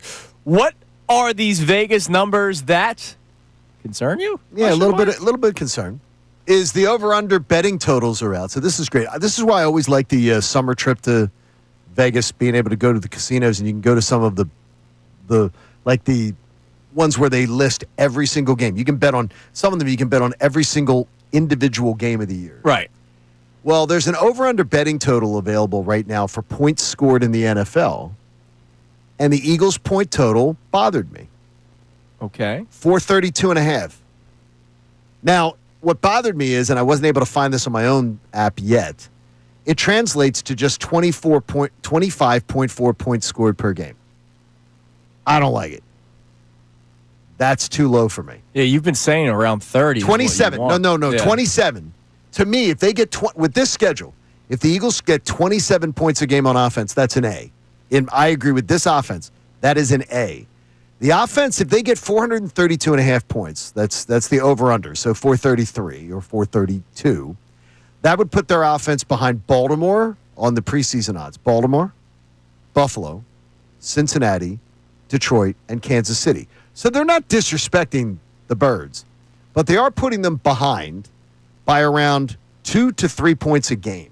So some of these teams. Is this an Eagles thing or is this an NFL thing? Weren't points down last year? Yeah, points were down. How many over-unders? The under ended up hitting a lot last year. So what I did, Nerd Boy, good, of course, Nerd Boy went and had to look at last year. And you're right. The projected points down for all of the top 10 teams, the projected points are down around a point a game. Okay. 1.2 a game. So they did adjust. But what I didn't like is that they're going like Baltimore, 1.5, 1.75 more a game. Buffalo, 2 points more a game. Like Cincinnati, 2 points more a game. Now some of that could be attributed to schedule. Could be. But 25.4 points per game is not an A to me. not with all this offensive talent, not with this offensive line, not with this quarterback, not with these receivers. So that's where I'm at. Then you would take the over. I'm betting the no. Here's the thing is, thankfully, my consigliere out there, my sportsbook consigliere who is in Vegas is and you can do this because one of these years I'm going to do the super contest where you pick 5 games a week and you get in the big contest, and if you finish in the top 50%, you make money. Right. And I'm going to do that one year, but you got to place a significant bet. But I'm going to try it. My wife's told me to do it. My guy is fighting cancer right now. In fact, just had cancer surgery. So I'm going to do it one of these years. But I can get a bet placed. I'm going to have to do that because I love the over. I'm confident. But I'm a little worried that the guys who do this for a living, who study this, think the birds are that. Well, they got to think it through, right? So, first and foremost, they're trying to get money on both sides. Right. And that's the big thing. The numbers are down. Remember, last year we saw it a lot because a lot of defenses are doing this bend but don't break. Like, that's not something new to us because we've seen it with Jim Schwartz. We saw it after Schwartz. And Fangio does it to an extent. It's just they were so good last year that they stopped everybody. But defenses do not want to give up the explosive plays, right? That's one of the biggest things. And against the Eagles, that number also tells me they believe the Eagles are going to face a lot of that defense this year. Absolutely. And so what happens? The clock keeps on running if there's plays underneath. And oh, by the way, the Eagles run the football. Right. So that's why I get where your concern is. I just don't have it. So you're thinking that the Eagles number may be affected. I think by the the fact the fact though the way the teams play the Eagles, and then the Eagles' offense themselves. Yeah, the unders hit so many times last year. I don't have the numbers. You would have that in front. I'm sure you could find that. I can't. The unders hit so many times that the lines started getting adjusted last year. Remember just a couple of years ago, the over-unders in games were like 54.5, 55.5, and the overs were still hitting. They were last still year, hitting. It got to the point where they were upper 40s, mid 40s. Oh, there was a lot of them. And it was still hard to bet. Like, how many times did we go, man, 44.5 with those two? Well, there was a lot of games that it seemed last year. I know that one of the numbers was when you're betting live lines, fourth quarter, there were a lot of guys. There's a great show, if you check it out, and my boy Matty is on it, is Sportsbook Consigliere, is Boston versus the Book. So you can watch it every day and you can check it out. If you like this kind of stuff, they do good content every day. And the fourth quarter, I know the fourth quarter lines, the guys who do live betting, they were betting a lot of fourth quarter unders because of in the fourth quarter, teams were just taking the air out of the ball in the fourth quarter like they'd never seen before. Right. And it was becoming a trend, which was then affecting them setting lines going forward. Yeah. So maybe that's part of it. Could be. See, this ticks me off. I love that they're doing all these adjustments of all these lines, but this joker over here to my left can win the pick segment by just going Jahmyr Gibbs over 100 yards 57 times in a row. It worked. Dude, I kept betting it until they stopped doing it. Yeah, but you know what, I though? think it was like 8 straight weeks. I think you found the hole in the market. But you know what, though, is that the what's great about it, though, and here's the one thing is, and they were very, by the way, they mentioned our show quite a few times last year because I like to visit with them and go on with them. They mentioned us, all three of us, last year, to go all season long and to give we did 3, right? 4, yeah. We did 4? Yeah. We did 4 a week.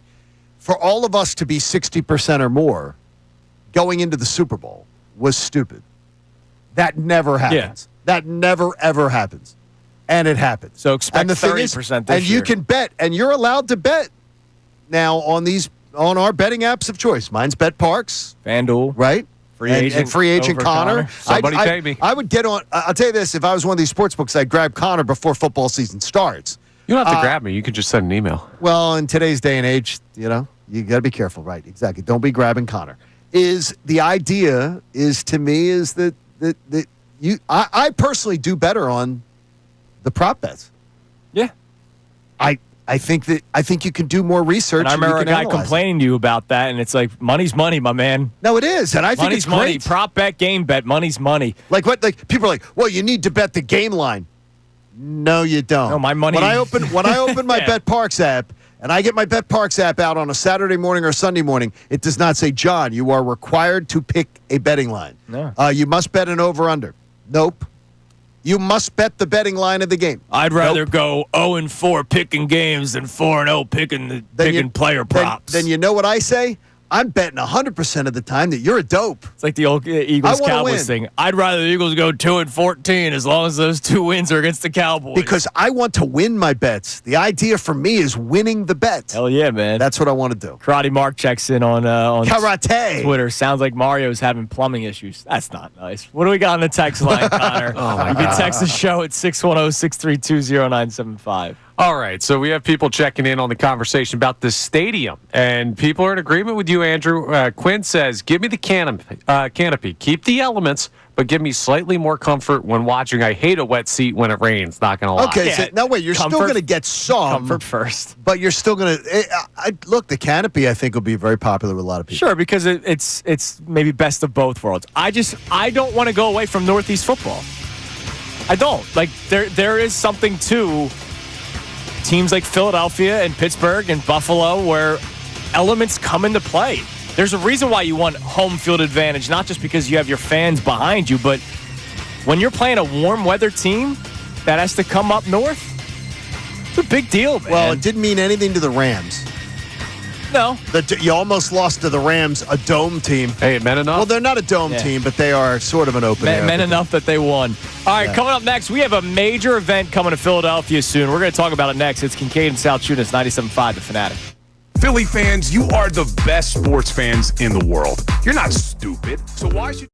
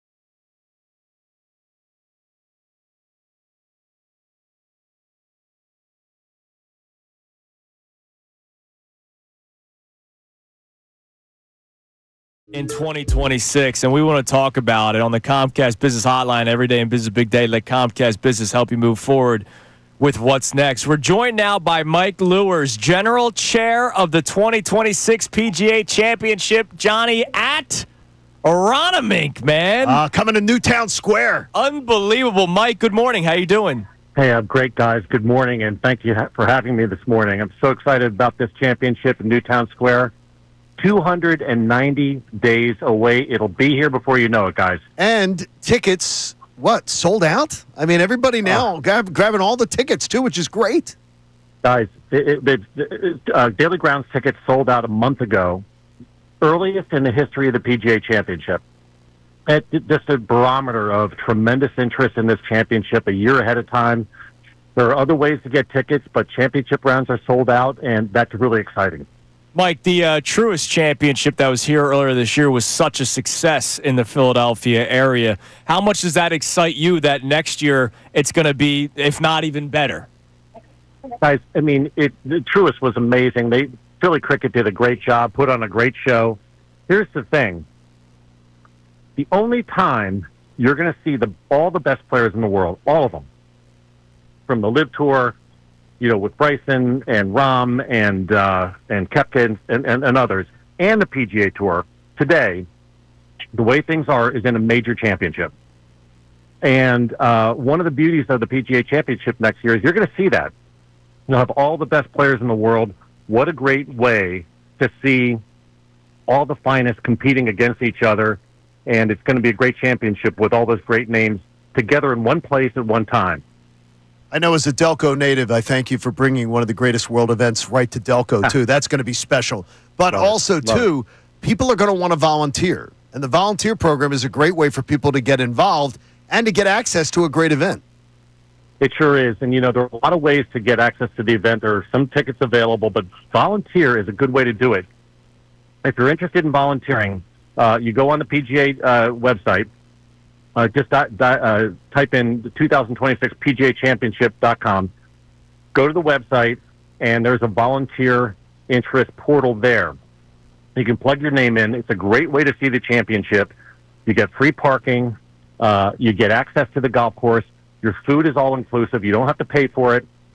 It's a $275 fee to buy your uniform, but that gets you access to all the rounds. So it's a really good way to participate, get behind the scenes, see what's happening, and get close to the greatest players in the world. Now, you mentioned it. We're less than a year away already. What still needs to be done? I know the golf course already itself is beautiful, and you got to maintain it, but what still needs to be done to put together a PGA Championship like this? All the golf course modifications are complete. We're in great shape there. We're going to start infrastructure build-out for hospitality in February. So that's the next sort of big step of the build-out of hospitality and viewing suites. But as far as everything else is concerned, we'll be wrapping up on the volunteers. Everything is in really good shape. I mentioned yesterday to a bunch of people that we're on time, we're on schedule, all systems go, and it's just a matter of putting the infrastructure together. The golf course is going to be fantastic. For you golf geeks out there, it'll play par 70 to about 7,400 yards. Be a great test for everybody. It's going to be a great championship. Looking forward to it, and we officially have volunteered ourselves for quality control just to make sure everything's done before the tournament, too. So any testing they need, we're here to do it. So you can just call on us. Thank you, Mike. Love it. Take care, buddy. Thank you, guys. Have a good one. Take care. Bye-bye. You as well. There's Mike Lewers, General Chair of the 2026 PGA Championship at Aronimink. That's really playing cool. the back tees, Connor. Not playing the back tees. How about it, man? 2026. We got the All-Star game, so all the festivities, Home Run Derby and the MLB All-Star game. Got the World Cup, PGA Championship, all coming to the Philadelphia area, and less than a year away. It's July 25th. Delco gets it in May. The world comes to Delco, and I mean the world. I mean the international players rolling into Delco. Now this is around. You're free. You're free to stay down in the Kincade if you want. Absolutely. You're around 5 miles from the course, so hopefully we'll be able to do the show over there. I can't wait to run into Ludwig Aberg at a Wawa in Delco. Oh my gosh! They're going to do. Would he be eating on the trash can? No, you see, no. That section of Delco No. Newtown Square, that's not what happens.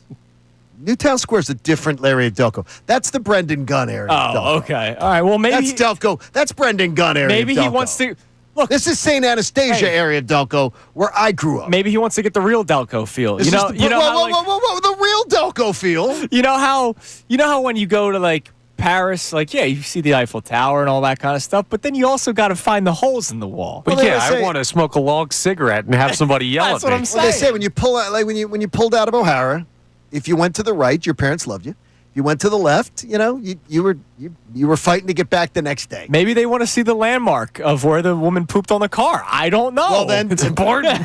Brendan Gunn is going to rent a bus and do one of those Kramer tours Delco tours of Delco. By the way, my God. by the way, whoever doesn't come up with that idea, you owe me something. Yes, you owe me something.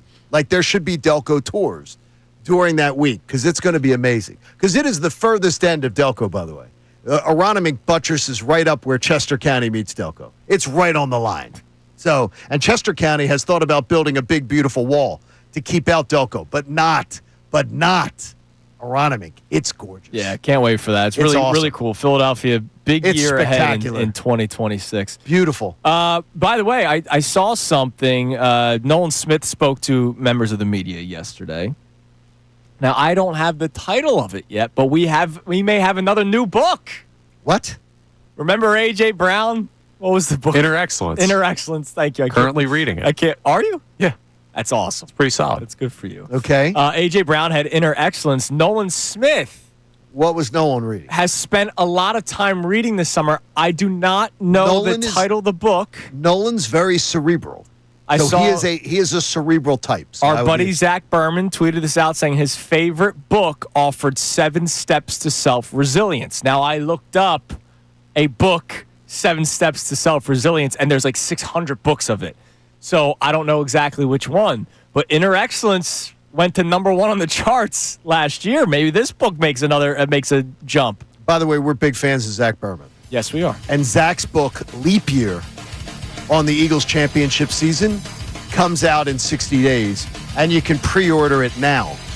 You can get a pre-order it now. Go to Zach's social media. Sure. I will already be doing that. That is going to be a great book because I know that Zach Berman is not going to do anything half-assed. No, he's so great. that's coming up. That's coming up 60 days till that book hits. Yep. All right. Coming up next, Connor tried spoiling it earlier. How bad? A Little League story that went national. A decision was made by a judge. We'll react to it, and we also wonder what's next. Plus, another Super Bowl champion from Super Bowl 52 is retired, John. It's Kincade and Salciunas, 97.5 The Fanatic. Now on 97.5 The Fanatic Sports Update. Eagles continue training camp. I'm Connor Thomas, and the Birds are still getting after it today, though the camp practice today is closed to media, so we won't get any availability from the coaches or players. But we've heard a lot this week from coaches and players, including defensive coordinator Vic Fangio yesterday, and Landon Dickerson was part of the group of players that spoke to the media. And Dickerson talked about the focus that the Eagles have and the mentality heading into this season. He echoed a lot of what's already been said, but said it in his own way. Every team has a one-year expiration. 2024 Philadelphia Eagles were a great team. That team no longer exists. It's 2025 Philadelphia Eagles. Right now, we have accomplished nothing. We are 0-0, and we're here to work. Might sound kind of nihilist to folks out there, but that's the mentality. You got to do it again today, got to do it again tomorrow, got to do it again this year. So the work will continue for the Birds. Tomorrow morning, Kevin Patullo will meet with media as training camp continues. Phil's head up to New York for a 3-game series with the Yankees. First pitch of Game 1 tonight at 7:05. Taijuan Walker on the mound against Will Warren. It's Walker, Suarez, Wheeler, the 3 starters for the Phillies up in New York, and the trade deadline just 6 days away. This update is brought to you by Rapid Radios, their instant push-to-talk walkie-talkies with nationwide LTE coverage. For a limited time, get 60% off and free UPS shipping at rapidradios.com. Use code radio for an extra 5% off. I'm Connor Thomas on the home of the best Birds coverage on 97.5 The Fanatic and 97.5thefanatic.com.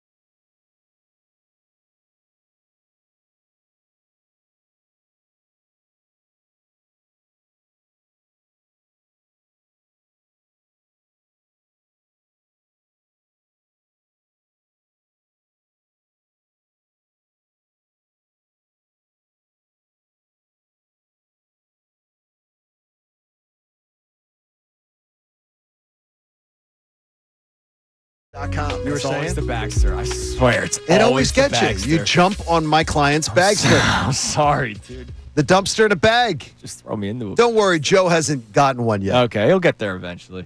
Before we get to the Little League story update, Jordan Hicks has officially announced his retirement from the NFL. Obviously, he did not play in Super Bowl 52 because he was on IR. I loved him coming out of college. I was a big. They got him in the third round because he had a lot of injuries in college too, which continued in his NFL career, which is a shame. Until the later half of it, he ended up getting healthier as he got older. Well, there wasn't anywhere to go but up.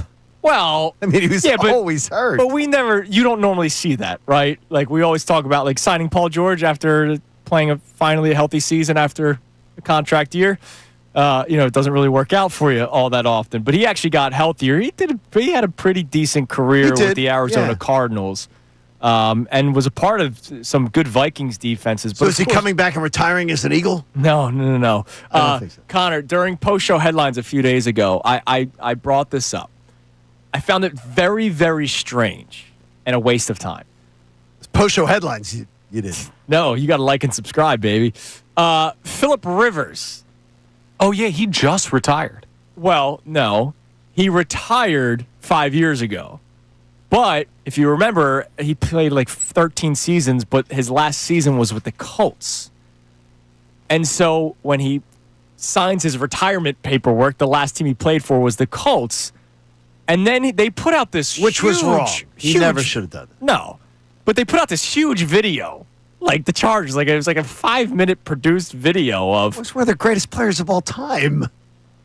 Did anyone think he didn't retire a Charger? He didn't retire a Charger. He retired a Colt. Everyone knew it. He retired a Charger. So he signed like one of the one-day contracts, like we've seen a lot of players do here in Philadelphia, which is great and all, but worthy of a 5-minute produced video? Wait a minute. Have you seen some of the stuff the Sixers and Flyers have done? Oh, yeah, it's embarrassing.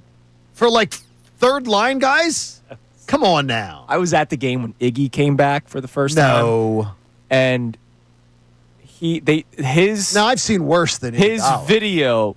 Yeah, but it was weird. His video was him hitting the 2 free throws against the Bulls when they because everybody was hurt on Chicago and they won in 7 games. The 8 seed over the 1 seed. Yes. And because Iggy was pretty bad at shooting free throws. The video that they posted was just hitting the 2 free throws. Not like him getting drafted, not like any of the alley-oops from Allen Iverson. That almost seems like a little mock. It was weird. Like I was at the game and I was like, that's it? Yeah, but Phillip Rivers is like the Chargers McNabb. I know, but like I imagine they made a video the day he actually retired. I thought it was a waste of time. Wow. Well, it wasn't for you. You're not a Chargers fan. Damn right. You got that right. Heartless bastard. All right, an update on the Little League state title story in the state of New Jersey that went national. Yeah, when is that game that he's now? So the game took place yesterday. Okay. Did they lose? They did lose. But hold on. Darn. What are you doing? Are you rooting for this You're team to rooting lose? against the kid's team? Wait a minute. That means another kid from Jersey won. Oh, darn. So who cares? Anyways, Marco Rocco. What am I going to root against the other kids from Jersey? Oh, you just hope everybody has fun. That's the beauty of Little No, I League. want the kids to be sport. I like sportsmanlike behavior. And everybody gets trophies. So Marco, don't like that. Marco Rocco, the judge took the hearing, I guess you could say, yesterday. It's incredible. And removed the suspension, the 1-game suspension, for it's a double elimination round robin. So they still have another game to be played. I do not believe that they got. Well, yeah, but if you're okay, Anyways, they weren't eliminated. They did lose. Okay, good. The coach, I actually give the coach a lot of credit. Did not start him. They claim they didn't start him because he was probably super amped up. I also wonder if that was maybe like hey, we're just not going to start you because maybe you shouldn't have done what you that's did. the rule and you violate the rules. Now, here's why I believe that. Well, I read the story. Why the judge removed the suspension. It was not his first bat flip this season, and the league never punished him before. These umpires in that specific game when he did the bat flip, they were the ones that ejected him from the game, which is an automatic suspension, despite him doing it in previous games. The judge did source and credit the father that the Little League World Series accounts promote bat flipping. Like if you go to the Little League World Series Twitter account or if you go to the Little League World Series website, they promote bat flipping. What they did promote their flair. league, though, do? Their league does not. Their league put a rule in place, but it's not. Their league did not. And why did their league not put the rule in place? Why did the league put the rule? Because it's documented. Because it's become, they believe, a problem. Because the league had said it became a problem. So all the parents knew this. All the coaches knew this. But here's where it's a problem to the problem. Some umpires view it as a problem. Some don't. Because if he has not been suspended or ejected in previous, apparently this kid's hit multiple home runs, right? Okay. It sounds like a stud. Why? It's like, all right, some umpires are offended by it. Some umpires aren't. Okay. So how can you have a rule where it's discretion, whereas one umpire, it's like well, they got a rule. It's the robo ump theory. Well, they got a rule. A rule's on the books. The umpire that was wrong is the umpire that doesn't call it, not the umpire that does call it. Well, the umpire that ignores it. It wasn't bat flips are illegal. It's horseplay. Horseplay. Do they believe they were showing up the other team? And I think when you stand there and stare right towards the opposing pitcher, and then stare at he the was staring at the ball. He was not staring at the pitcher. Okay. He was staring at the ball. I watched the video. What, John? Were you there? It is. I can watch the video of it. I saw. Guess what? If you watch two different interpretations we're a Channel 6 family. If you watch the Channel 6, I think I've seen the video 50 times. I mean, it's over and over again. If you haven't seen the video, you're not living in the area. And yes, I do. And as someone who coached youth sports for a long time, one thing I coached was sportsmanship. And one thing I coached was not acting like that to my players. And they didn't. And that's not how. And if my players did act like that, they didn't play. We did not conduct ourselves like that. So if people think that's fun, that's great. I don't think it is, and that's cool. If that's what you want your kids to act like, that's great. Wait. Your hockey team never fought? What do you mean fought? You can fight in a game. That's part of hockey. Baseball, you can't fight. Bat flips might be part of baseball. Football, in hockey, no. They had some fights in our games. Right. Yes. And that's part of the game. Some baseball players might say that shouldn't be. A bat flip is not. A bat flip is a look at me showmanship. And it's a 12-year-old job. And it is exactly. And you know what you do? You teach them in the youth leagues to play it the right way, the games the right way with sportsmanship. So that way, maybe when their high school coach gets them, they don't have to teach them another way. As I said to you the other day, when I was a kid, as much as my dad tried coaching me, I would watch a Phillies game and go, man, look at what J-Roll did. Like, I want to try to do what J-Roll did. It's bat flip central in Major League Baseball. So if you're a little kid and you love baseball and you see bat flips all the time, it's almost like they've grown up with it. Okay, the amount of 12, right? It was, and I'm going to I'll credit one of our listeners, and I got to dig it. I got to dig for it here. One of our listeners was pointing out he goes, you could count the amount of Phillies that did bat flips this year on one hand. Well, they don't and there have been tons of home runs. Yeah, that's a great point. By the way, I did put that in my email return, Connor. I did put that. I said, "Is this really the year to use that?" He goes. You could count the amount of Phillies. So to that excuse, the amount of Phillies but what if the kid bat spiked? Rhys Hoskins did it. Yeah, and he did it it was a one-off. It was a one-off weird thing that happened. It wasn't a multiple-time thing. And by the way, they didn't put in a rule because this was a problem. They felt that it was getting out of control. And that's why they put the rule in. But those umpires were the ones that thought it was a problem, whereas other umpires did not. And I think they're the umpires that were in the wrong. The umpires that chose to just say, yeah, I know there's a rule in place, and we know this is a problem in this league, and we're just going to ignore it. That's the rule. That's the umpires that, to me, are negligent. We played the other day. It's funny is we played the other day with our boy Squid, Bill McHugh, from Moyer Indoor Outdoor. He worked a ton of my games as an official. Yeah. As a young official, working my hockey games over the years in club hockey and high school hockey. And he would come by our bench and go, he was one of those officials who would come by the bench and go, hey, Kincade, you better calm Fallon down. Hey, Kincade, you better tell Metzger, stop that.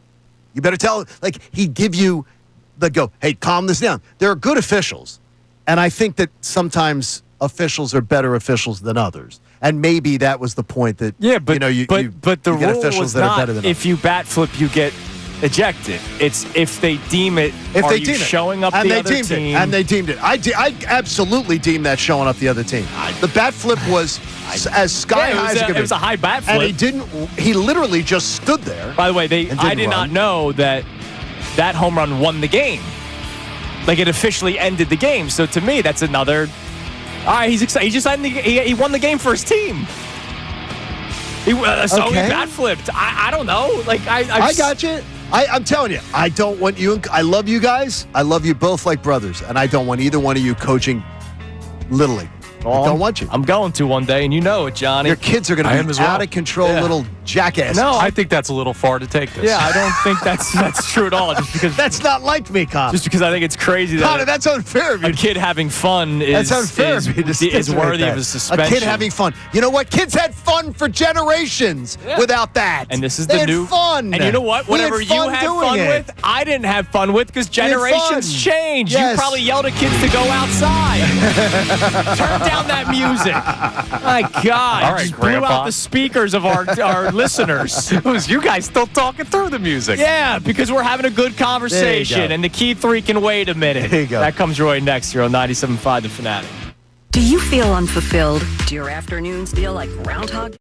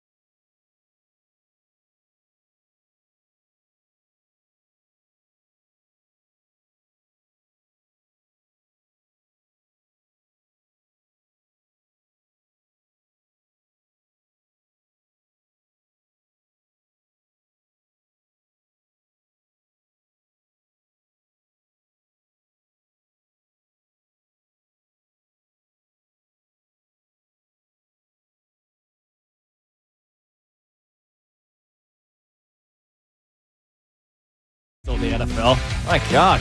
T-Mobile? Where's he right now? He's with Where? the Jets. Oh, hell yeah. That's not bad. Because, the algorithm, once I start reading up on stuff on Justin Fields, now I'm getting Jets training camp updates. Well, it's really good. I mean, that's Tyrod always Taylor on the move, just made a perfect throw in the back of the end zone to Mason Taylor in 7-on-7s. That's according to Zach Rosenblatt. Could be their year. No, I don't think so. I didn't realize he was still in the NFL. I'm going to say the profile and courage that he somehow is out there at practice today. Justin Fields. It's amazing after the dislocated toe. He's an amazing. It's the warrior in him, the inner warrior. It's incredible. They got a card out for him. Oh my gosh! Amazing. And he took it. Yep. I'm telling you, Eagles players would literally say, "Get that cart away from me." I know my foot's not broken. I know my Achilles isn't damaged. Now, hold on. Jalen rode a cart last year with Nick Sirianni. They had to pretend like they were friends. Yeah, they did that for an emotional issue, not even a physical. They had to pretend that they were friends. So a couple people on YouTube have been chiming in about the Little League conversation. And somebody checked in, Money Mar. What's up, Money? John Kincade voted against being allowed to dribble between your legs. No, the rules of the game's fine. You want to act like a clown? Act like a clown. You can play the game the right way. John is the ref from Semi-Pro where they throw the first alley-oop and he's like, foul, 2 fouls. Corn dogs, Jackie.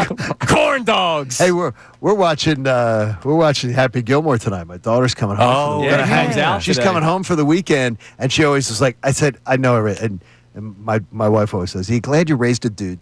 Like she's like, No, I can't wait to watch it. She goes, I don't want to watch Happy. Like my wife does not want to watch Happy Gilmore. See, I'm disappointed. I got the wedding tonight. I have ESPN tomorrow night. What is that? 5 to what? 5 to 9. Maybe Now, on the ride home from the golf tournament in Scranton tomorrow, I'll tune in on Salciunas on the network. Appreciate that, but my wife wants to watch it with me, so I can't. I can't. No, stay you up. can't cheat. So now I got to wait till Sunday to watch it. Yeah. At least the Phillies play at 1:00 on Sunday, so that means Sunday night there's no. And at 1 distractions. o'clock on tomorrow. Too. Yeah, back-to-back 1:00 games for the Phillies. I don't hate that. Love those day games. You got to drive this golf tournament in Scranton tomorrow. Yeah, that's good work, man. We'll see. All right, so Connor, what do we got on the text line? Give us a couple text messages. We have the key 3 coming up in a few minutes here. All right, we've been all over the place today. We'll go with the stadium text first. Kevin in Idaho says the Eagles should use the new Bills Stadium and Seahawks Stadium as a blueprint for how to make a new one. He also says thoughts and prayers for Justin Fields with a praying emoji, which I imagine is sarcastic. Yeah, it is. Look, I just want there to still be some sort of open roof. I understand where somebody may go, man, I go to all these games. I want to be comfortable. And I know there's people that care more about than just football. Like I believe I saw Kevin Cooney on Twitter saying, look, you can bring concerts. You can bring the Super Bowl. That's care. Great. I don't care about that stuff. You're not going to the Super Bowl. No. The average fan isn't going to the Super Bowl. So what do I care?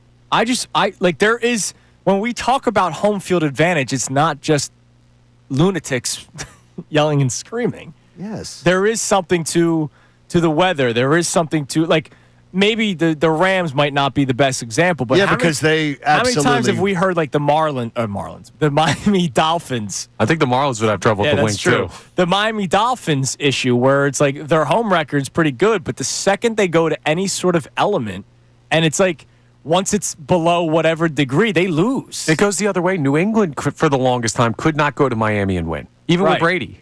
Like, they just struggled in the heat. So it's just, yes, you want to keep that. I get that. There's something to it that I don't want to lose there. What else we got? All right, we also have a check-in. So this is interesting. We talked earlier about the decisions at the positions of question for the Eagles, right? Safety, corner, and how you decide a close battle. Keely Ringo and what you're looking at safety with Sidney Brown. This texter says Brown and Ringo are not technically Fangio guys. He did not bring them in. Meanwhile, Adoree Jackson and Drew Makuba were brought in by Vic Fangio, so maybe they get the nod. Yeah, but he didn't bring in Jalen Carter, and Jalen Carter was pretty good for him. Well, I don't know that that's fair to compare Jalen Carter to those guys. Yeah. Like, look, you needed to bring in some sort of veteran corner. You needed to, especially if it's just for a camp battle. So I get what the texter's saying. I don't know.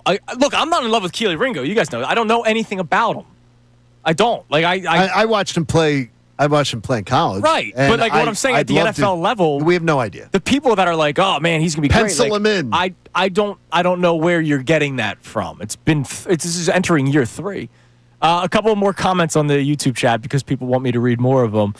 Your buddy Mopar has What's up, has Mopar? chimed in, saying John has never tasted a grape in the supermarket before he bought the bag ever in his life. I don't, but you know, You don't go grocery I'm like, shopping. hey, I'm heading there today to practice for Price is Right because I am terrible on the pricing. You're right, Mopar. I do not do that. I will do say not do this: that. I don't do it. Oh, I definitely do it. I don't do I it. do not do that. I get the heebie-jeebies. I'm not touching. First of all, it's not washed. Yeah. Second of all, how many other people have You been wash your grapes? Yes. Yes. Yeah, I do all the time. Yes, you wash your fruit when you bring it home. I hope you do that. I wash my fruit every time I bring Yes, it you home. wash fruit when you And bring it I'm home. I'm a You guys big might. fan. You wash potatoes before you eat them? Hell no. Yes, you should. You can tell me what I should do. I'm telling you what I do. That's not washing Oh fruit. my gosh. Do you wash mushrooms? No. You should Dude, wash they everything. come from the dirt. It's fine. No, it's not. You're cooking these things. You cook the bacteria out of them. Oh my gosh. Brother, you do know that like they put like chemicals on these things too, And right? poop. Cook out the chemicals. And poop. You cook out the poop. They put poop on them. Listen, guys. That's incredible. Now, That's not even remotely the worst thing I eat day to day. now Mopar asks another one. Have Okay. you ever left pee in the toilet and walked away without flushing it? No. I've I done do it. not do the if it's yellow, let it it mellow. Yeah, if it's Hell yeah, brown, I've flush done it that, man. down. That was No. a rule of ours I in do not do college. that because no. I do absolutely do not. Gotta save water. I have left the lid up though and gotten the reminder about that. Oh, MBD, Once or twice. not a grapesman. You don't know what you're missing. I man. love grapes, I'm but a big grape guy. by the way, after colon, by the way, just so you know, is after colon cancer, they do not. The grapes and strawberries are sort of like not a big. Yeah, you told me the skin. The skin, they don't want you. It's very hard. And corn is one you got to really watch your volume of eating that. The grape is my number one Fruit. late night when I'm in a zone snack. How about frozen grapes? You ever put them in the freezer? Yeah, take a group, I'd rather put them in the legit- freezer. I'd rather just a fresh grape. Yeah, but fresh grape, but then No, put them I'd in the rather, freezer. yeah, it's fun. I've done it. It's just it's good. Not my favorite. It's good. All right, it's time now for the key three best minutes from today's show. Now, the Kincade Salciunas Key 3. Today's best. So I want to ask my friends here, John, Connor, and of course all of our friends that Hello. listen to the show. Hello, friends. Are we ready for are the Eagles the next dynasty talk? So we were talking about our expectations / guarantees for the Eagles earlier this week. And when we were talking about like NFC title game, I went one step further that they would be hosting the NFC title game. We had a lot of Eagles fans that were like, whoa, hold on a second. Homers, you know, shaking the pom-poms, Right. green-colored glasses, all those things that you can think of. We got a lot of pushback, much like last year. Yeah, I wanted to hear the two teams that people tell me are distinctly better than the Eagles. Right. And what I kept getting was injuries. Yes, that was the... And I'm like, okay, well, take injuries out of it because I could just come right back at you and say, okay, well, what if that team gets injured? Their guys get injured too. Right. So take that out of it. Because if you could tell me that you tell me there are two distinctly better teams in the NFC, I want to know who they are. Right. I want to hear the argument. Absolutely. And I'm going to tell you, you're full of crap. What they're trying to convince them... No, they're not trying to convince themselves because they know it's bull crap. Yeah. They know what they're saying is total bull. He looked like he was smiling as he was But saying it's like it's what they're trying to convince you is that today exists and what we did last year doesn't exist. It's as if the CEO of a corporation said, "Okay, I'm going to talk to you about this year, but I'm not talking to you at all about any of the past performance of the company or any of the trends of the company or what our history of the company What is. has worked, or what is hasn't right. worked. We're going to ignore all that. It's a clean, fresh slate. That is not how life works. Everything in life is built upon what you did before. Right. Referencing it, good and bad. There's nothing wrong with that. As long as it's kept in its proper place. Right. As long as it's kept in its proper place. And I just laugh at it because they're all brainwashed. It's amazing. We just joking about it. I don't hate it, but I love it. No, I mean, but it did look to me like Landon was almost chuckling. Yeah, he was smiling. Like he during was it. chuckling Yeah. about it. But he's absolutely correct. This year's team is going to be judged as this year's team. From Inside the Birds at 97.5 The Fanatic, our man Andrew DeCecco joins us. What's up, dude? Well, I think first and foremost, I have to highlight Jalen Hurts, who really stood out to me yesterday and even the day one, because you could see the chemistry with him and A.J. Brown, where it almost looks like they're in mid-season form. But yesterday, it wasn't the splash plays, Andrew. It was the timing and efficiency, getting the ball out quickly. There weren't the explosive plays, but he was fitting the ball into tight windows.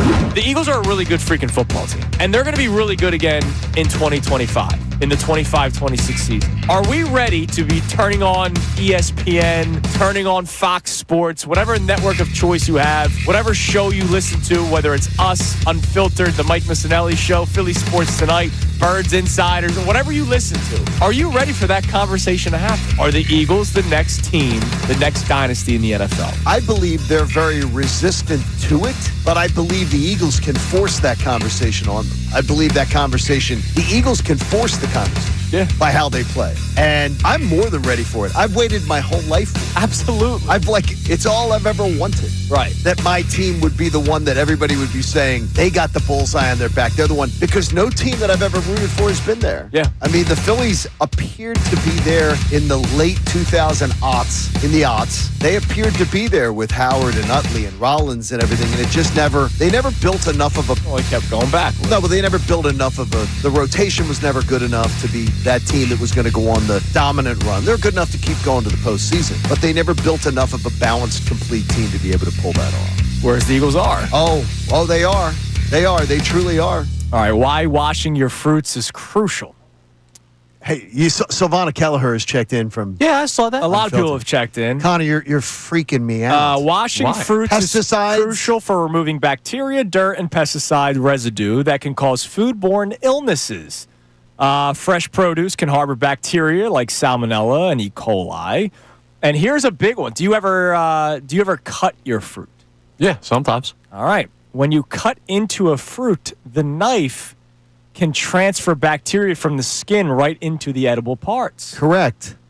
Okay. So you're putting the pesticides, the things like that, can go from the knife into then what you eat. So if you cut the fruit out... You guys are really overthinking this fruit thing. No, I'm not. You just buy it and eat it. No, you're the one that's underthinking it. I'm fine. Plus, and by the way, and you thieves that are sitting there picking at fruit and eating it in the store, you're filthy. Yeah, just take a grape. Because I don't trust that you washed your hands, and I don't want you manhandling the fruit and eating it. Yeah, I think Mopar and I see life a lot alike. He may not even realize it, but the picking of the grape at the grocery store, I can't do. No, that's fine. Like, that's what they're there for. No, they're not there for that. Little mid-trip No, they're not for like, that. I get feeling the tomato, right? Because you want to make sure it's a good tomato. Feeling the pepper. But you're gonna but you're gonna take it up and you're gonna wash it. And you wash it. Yeah, take the tomato, take a bite. If it's not good, put it back. Yeah, sure. Yeah. It's unbelievable. Hey, if you want to support life-saving cancer research, you should do it. Davis CPA Group, our friends Ron Davis does a great job, and they made a donation to the American Association for Cancer Research. You can do it at 975thefanatic.com/AACR. I'm living proof 3 times over that cancer research saves lives. Oh, boy, one comment at the end. What's that? To enter the weekend. What's from that? Mopar. What did Mopar say? Connor, that's why you're losing your hair. It's because you don't wash your fruit. I'm not losing my hair. Well, the power alleys are coming in, but I mean, it's... I wear a hat every day. How would people even that's be able part to of tell? it. That's part of it. Wow. I mean, he's going top rope. When you wash it, you know, and you wash your fruit and everything, you can have it be thick hair. You can have it be thick and rich, and natural color. You're doing Keep good it for nice. yourself. If my hair was a baseball player, it'd be Cal Raleigh. Mike Missanelli's show comes your way next. What, Big Dumper? Everybody have a great rest of your day. Ray Dunn, Mike Missanelli's show with Ray Dunn. No, Ray's off today, right? Yes, it's begun. Oh, it's begun. Is Ray ever in on Fridays or Mike, Monday? did you see the shirt? Yeah, he brought it see just for B-Gun's you. shirt? Maybe he's keeping